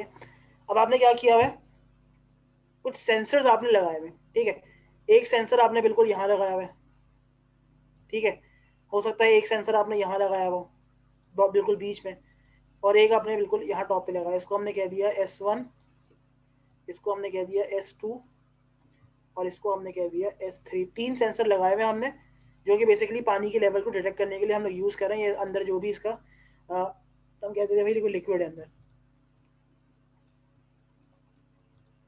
ठीक है, ये लिक्विड इसके अंदर मौजूद है। अच्छा अब इसको हमने एस्केप किया, कीप। अब जरा सवाल पढ़ते हैं। In a tank level measurement system following conditions are to be observed. अच्छा अब वो कह रहा है फुल स्टेटस, ठीक है, फुल स्टेटस में, हाँ अच्छा एक और चीज, हमारे पास इस पूरे सिस्टम के अंदर मैंने आपके सामने अभी 3 सेंसर डिजाइन किए, बट इसने 2 सेंसर यूज किए हुए, एक इसने यूज किया हुआ है हाई लेवल सेंसर, और एक इसने यूज किया हुआ है लो लेवल सेंसर। मतलब ये दो, एक इसने लगाया हुआ बिल्कुल टॉप पर और एक इसने लगाया हुआ बिल्कुल बॉटम पर, तो इसने तीन नहीं लगाए हुए, इसने 2, क्योंकि यहाँ पर इसने मेंशन भी किया हुआ है व्हेन बोथ सेंसर, तो हर जगह 2 सेंसर का जिक्र किया हुआ है। सो आप कंफ्यूज मत होइएगा, बस इस बीच वाले सेंसर को S2 को आप समझ लो है नहीं अभी यहाँ पर, इसको हम यहाँ से रिमूव कर देते हैं S2 को। हमारे पास सिर्फ S1 और S3 2 सेंसर लगे हुए, एक बिल्कुल नीचे लगा हुआ है और एक बिल्कुल टॉप पर लगा हुआ है। अच्छा कह रहे हैं फुल स्टेटस का कॉइल या आउटपुट को की बत्ती को या उसकी लाइट को ऑन कर दो when a high level sensor detects water. अब एक कॉमन सेंस की बात है कि मेरे पास 2 सेंसर लगे हुए हैं, एक बिल्कुल नीचे लगा हुआ है पानी में और एक बिल्कुल टॉप पर लगा हुआ है। जब पानी बिल्कुल टॉप तक भरा हुआ होगा तो इसने यहाँ पर जो कमेंट लिखी हुई है कि सिर्फ हाई लेवल सेंसर डिटेक्ट कर रहा है, तो क्या उस लो लेवल सेंसर पानी को डिटेक्ट नहीं कर रहा होगा, क्योंकि वो तो बिल्कुल नीचे लगा हुआ है। इसका मतलब ये है कि फुल स्टेटस जब ऑन होगा जब दोनों सेंसर्स पानी को टच कर रहे होंगे या नॉर्मली क्लोज हो जाएंगे, या उन पे आउटपुट 1 आ जाएगा उनका, मतलब उनकी स्टेट 1 हो जाएगी। सही है, इसका मतलब ये है कि अगर मैं इसको रिप्रेजेंट करूं in form of ladder diagram, तो हम क्या करेंगे, इसको मैं करता हूं डिलीट। ये है मेरे पास x0, इसको मैंने कह दिया लो लेवल सेंसर LLS। एक मिनट, इसको मैं इधर लेके आता हूँ, ठीक है, इसको मैंने कह दिया LLS, और एक मेरे पास होगा हाई लेवल सेंसर जो कि x1 है, इसको मैंने कह दिया HLS। सही है, और ये मुझे क्या इंफॉर्मेशन दे रहा है कि फुल भरा हुआ है आपका टैंक, फुल टैंक। आई बात समझिए, ये पहला स्टेप समझ आया? आया समझिए? सर एक बार तो बता दें। देखें अगर पानी का टैंक होता है तो पानी के टैंक में 2 सेंसर लगे हुए ना, एक बिल्कुल नीचे लगा हुआ है और एक बिल्कुल टॉप पे लगा हुआ है। अगर पानी बिल्कुल टॉप तक भरा हुआ है आपके टैंक के अंदर, तो दोनों सेंसर्स पानी को टच कर रहे हैं, तो दोनों सेंसर जो हैं जब ऑन होंगे तब पानी की फुल, टैंक की फुल होने की डिटेक्शन ऑन हो जाएगी। बस ये समझाया है अभी, यस सर, ठीक है। गुड। अच्छा, अब नेक्स्ट क्या कह रहा है वो? नेक्स्ट कह रहा है कि हाफ स्टेटस कब होगा? हाफ स्टेटस, अच्छा हाफ स्टेटस की तरफ जाने से पहले मैं फुल का ऑपोजिट कर रहा हूँ एम्प्टी। तो फुल का ऑपोजिट एम्प्टी मैं किस तरीके से बनाऊंगा इस पे? तो सर तो बना क्लोज लगा देंगे। सर जब दोनों क्लोज होंगे। नो क्लोज हाँ, हो। शाबाश। इसका मतलब ये है कि पानी दोनों को टच ही नहीं कर रहा, तो मैंने कहा कि भाई x0 भी लगाओ और x1 भी लगाओ और उसको ओके करके इससे आप कनेक्ट कर दो आउटपुट y1 जो कि है एम्प्टी। इसको मैंने कर दिया ओके। तो एक बन गया फुल का, एक बन गया एम्प्टी का। सही है जी। दरमियाना वाला वो कह रहा है कि जब हाफ स्टेटस, अच्छा जब हाफ स्टेटस होगा तब क्या ख्याल है, कौन सा वाला ऑन होगा, कौन सा वाला ऑफ होगा? जब पानी आधा भरा हुआ है। सर लो लोअर वाला वाला। ऑन होगा, हाई वाला ऑफ होगा। हाँ शाबाश। इसका मतलब ये है कि LLS लो वाला जो है वो होगा नॉर्मली ओपन और नॉर्मली क्लोज होगा x1 वाला। क्यों नॉर्मली क्लोज? इसलिए होगा क्योंकि हमारे पास उस वक्त उसको पानी टच ही नहीं करा। सही है, इसको हमने कर दिया ओके। और इससे हमारे पास ऑन हो जाएगा y2 जो कि है हाफ। ठीक है जी, ये वाला पार्ट भी हो गया। अब आ जाओ, अब वो क्या कह रहा है? कह रहा है कि ये बेसिकली हमने तीन चीजें जो है वो आपके सामने बना दी। अब कह रहे हैं पंप इन, पानी को अंदर पंप, अब टैंक है, टैंक में पानी निकलता भी है, पानी पंप आउट भी होता है, पानी पंप इन भी होता है। कह रहे हैं हमें पानी को ना पंप इन करना शुरू करना है। कह रहे हैं कि जब पानी when the tank is empty or half filled and a switch is pressed, तो पानी अंदर पंप इन करना शुरू कर दो। अब बहुत गौर से समझना है इस चीज को, क्योंकि इसमें तीन कंडीशन गिवन है। कह रहे हैं पंप इन, अच्छा पंप इन, पहली बात तो ये कि पंप इन आपके पास एक आउटपुट है जो बेसिकली एक पंप है जो पानी आपको पंप करेगा। पंप इन या इसका आउटपुट ऑन होने की तीन शर्तें क्या क्या है? पहली बात तो ये कि टैंक एम्प्टी होना चाहिए। ठीक है, जब टैंक एम्प्टी है, एम्प्टी और हाफ फिल्ड तो सेम ही हो गया ना सर, मतलब सिर्फ स्विच ही ऐड होगा इसमें। नहीं, इसमें बेसिकली क्या होगा, इसमें होगा ये when the tank is empty और half filled। अब गौर से देखो, जब टैंक एम्प्टी था, ठीक है, तो आपने एम्प्टी स्टेटस यहाँ पे क्या देखा था? एम्प्टी स्टेटस ये रहा। सही है।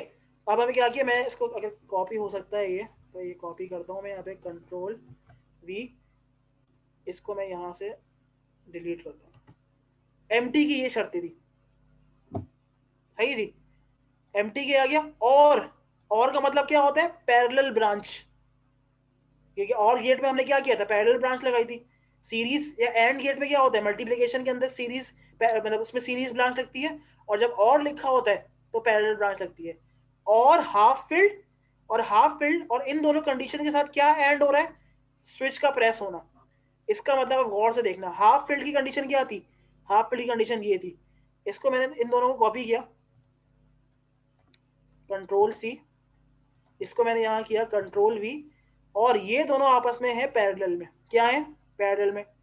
बट ये किसके साथ सीरीज में है? ये सीरीज में है। Switch press. एक स्विच आपने प्रेस करना है जो कि पंप को ऑन करेगा, तो कुछ भी नहीं करना। यहाँ पर आपने क्या किया, एक और बटन लिया, इसको आपने कह दिया X2 कह दो, इसको आपने कह दिया स्विच टू पंप इन, और आपने कर दिया ओके। और इससे आपने एक आउटपुट ऑन करवा दिया पंप का। आप कह दो ये Y4 है पंप। ये चीज समझ आई है? Yes sir. देखो पानी पंप इन Yes, करने sir. की क्या शर्त है? पानी पंप इन करने की शराइत ये है कि या तो टैंक आधा भरा हुआ है या तो खाली पड़ा हुआ है। ये तो है, बट साथ साथ आपने एक बटन भी प्रेस करना है जो कि पंप को ऑन कर रहा होगा। तो एंड अब आपका आया सीरीज में, और जो बकिया दो थी वो आपके पैरेलल में आ गई, क्योंकि वो और हुआ है। This is called ORing, this is called ending. सही है। आखिरी वाला क्या? बस वो और जो लिखा हुआ है ना वो और हम इंग्लिश वाला समझ गए थे, मतलब और जो वाला मतलब और होना चाहिए। हाँ, हाँ ठीक है सर, समझ आ गया। अच्छा, अब आखिरी वाला केस रह गया पंप आउट। ये तो आप लोग खुद भी कर सकते हैं। पंप आउट पानी कब होगा? अगर टैंक ऊपर तक लबालब पानी से भरा पड़ा है तो आपको पानी पंप आउट करना है। When the tank is full, full वाली कंडीशन आपको दी हुई है, या और हाफ फिल्ड है, और एक स्विच को प्रेस कर तो पंप आउट होना शुरू हो जाएगा पानी। तो ये भी कर लेंगे आप लोग, अब कर लेंगे ना? आखिरी वाला भी ये आसान है। Yes sir. ये बिल्कुल ऐसा ही है। सही है जी। तो ये आपकी 2 लैब्स हैं, 2 हफ्ते का टाइम है, जमा करवानी है। नेक्स्ट वीक कोशिश करूंगा, कोशिश नहीं इंशाल्लाह सुबह ही लैब होगी, और 2 लैब्स करेंगे। लैब 3 और 4 ताकि हम लोग अपने जो कवर अप कर ले, जो हमने जो मेरी कुछ कमिटमेंट्स की वजह से मिसअप हो गई थी, जो मुझे नहीं करनी चाहिए थी। ठीक है, अब थोड़ा सा ये समझ लेते हैं कि जमा क्या करवाना है, फिर आप लोग जा सकते हैं। लैब 1 में जहां जहां उसने ट्रुथ टेबल मांगा है वहां वहां ट्रुथ टेबल का होना लाजमी है। जो इक्वेशंस आपने लिए हैं उसको सिंप्लीफाई किस तरीके से किया, क्या कॉमन लिया, क्या लिया, उसका होना लाजमी है। साथ साथ लैडर डायग्राम हाथ से बनाने की जरूरत नहीं है। WPL सॉफ्टवेयर, इसको आप आराम से डाउनलोड करें, बनाएं, और जो भी आपके पास अगर चल रही है तो सही है, अगर नहीं चल रही तो कोई बात नहीं, फिर भी WPL सॉफ्टवेयर जमा कराएंगे स्क्रीनशॉट लेकर। लैब नंबर ऐसी होगी, और लैब नंबर 2 के अंदर कुछ नहीं करना। लैब नंबर 2 के अंदर बस सिर्फ और सिर्फ, अच्छा, कमेंट्स का यूज लाजमी है दोनों लैब में। कमेंट्स नहीं करोगे तो फिर नंबर कटेंगे, क्योंकि इसमें वो जज करने का या मार्क करने का कोई क्राइटेरिया नहीं है सिवाय इसके कि मैं आपकी कमेंट्स देखूं या आपने कौन सी कॉन्टैक्ट पर क्या कमेंट लगाई है, ताकि उस लिहाज से मैं फॉलो अप कर सकूं। तो टास्क 1 और टास्क 2 दोनों की लेटर डायग्राम में कमेंट्स का होना लाजमी है। कमेंट्स ऑन कैसे करते हैं? आप यहाँ पर जाओगे, यहाँ पर जाके ये जो बटन देख रहे हो नजर आ रहा है, यहाँ पर ये करता है शो कमेंट। अगर मैं इसको अनचेक करूंगा तो कमेंट्स खत्म हो जाएंगी, अगर चेक करूंगा तो कमेंट्स आएंगी, और कमेंट्स का होना लाजमी है आपके उसमें, और वो सारी वेल एक्सप्लेन होनी चाहिए। ऐसा ना हो कि बिल्कुल शॉर्ट शॉर्ट फॉर्म में, जैसे मैंने लिख दी है ना शॉर्ट फॉर्म, ऐसा मत करना, ताकि ये तो मैंने जल्दी जल्दी में लिख दी है। आप लोग उसको सही तरीके से एक्सप्लेन करके लिखिएगा। और सिर्फ स्क्रीनशॉट जमा होंगे आपकी LMS के ऊपर, वो भी ठीक है। और कोई सवाल है? नहीं है तो फिर हम लोग क्लास एंड करते हैं। Excuse me sir. जी सर वो ट्रुथ टेबल क्या एक्सेल पे बनाएंगे? एक्सेल में बनाया तो एक्सेल बनाने का मसला नहीं है, तो मुझे कोई इशू नहीं है। सर यूनी ओपन हो रही है? यार इसका नहीं पता अभी कुछ, अभी तक कोई ऑफिशियल वो नहीं आई। जैसी आएगी आप लोगों को बता दिया जाएगा। सर अटेंडेंस अटेंडेंस जो चैट बॉक्स में जिसने लगा दी है, बस वो इसी को कंसिडर कर लिया जाएगा। बाकी क्योंकि काफ़ी लोग जा चुके हैं क्लास से, तो वो फिर मसला होगा बाद में अगर किसी की रह गई तो मैं जो चैट बॉक्स पे है उसको देख के लगा दूंगा। ठीक है सर वीडियो तो अपलोड कर देना आज ही। मैं इंशाल्लाह आज ही करूंगा, कोशिश आज ही रात तक कर दूंगा इंशाल्लाह। ठीक है, video lecture sir lab manual भी कर दे अपलोड। सब चीज़ें, लैब मैनुअल्स अपलोड कर दूंगा, ये वीडियो अपलोड कर दूंगा, पावर पॉइंट की प्रेजेंटेशन अपलोड कर दूंगा, एक्सेल फाइल अपलोड कर दूंगा, ताकि आप लोग सारा चीज़ें जो है ना कर सकें। बाकी अमजद ने मेरे ख्याल से ग्रुप में एक लिंक शेयर किया जहाँ से डाउनलोड कर सकते हैं, तो वो भी आप लोग देख लीजिएगा। मैं वो भी अपलोड कर दूंगा, ताकि जो ग्रुप पे ना हो, वैसे ग्रुप पर तो मैंने लिंक सेंड किया था, बट ये क्या जिसके पास ना हो तो वो भी वहाँ से देख लेगा। सब चीज़ें इंशाल्लाह आज रात तक मैं अपलोड करके ताकि आप लोग लैब जो है वो जमा करवाते हैं। लैब 1 और 2 का टाइम 2 हफ्ते का है, 2 हफ्ते के अंदर अंदर जमा करवा के LMS पर जमा करवा दीजिएगा। सर हम सॉफ्टवेयर कौन सा डाउनलोड करें सर? इसमें तो आपके पास रन ही नहीं हो रहा। 2.45 करना, 2.37 मत करना वर्जन। सही है, 2.45। हाँ 2.45 करना। बाकी मैं भी 2.45 करके उसके बाद जो है ना, फिर मैं नेक्स्ट क्लास से फिर इंशाल्लाह वर्किंग कंडीशन में ले आऊंगा, ताकि वो चले और फिर आप लोग इसको देख सकें यहाँ पे कि किस तरीके से काम होता है इस पर। सही है, ओके सर। कोई और सवाल नहीं है तो फिर क्लास एंड करते हैं। ओके सर, अल्लाह हाफिज़। ओके सर, अल्लाह हाफिज़। हाफिज़।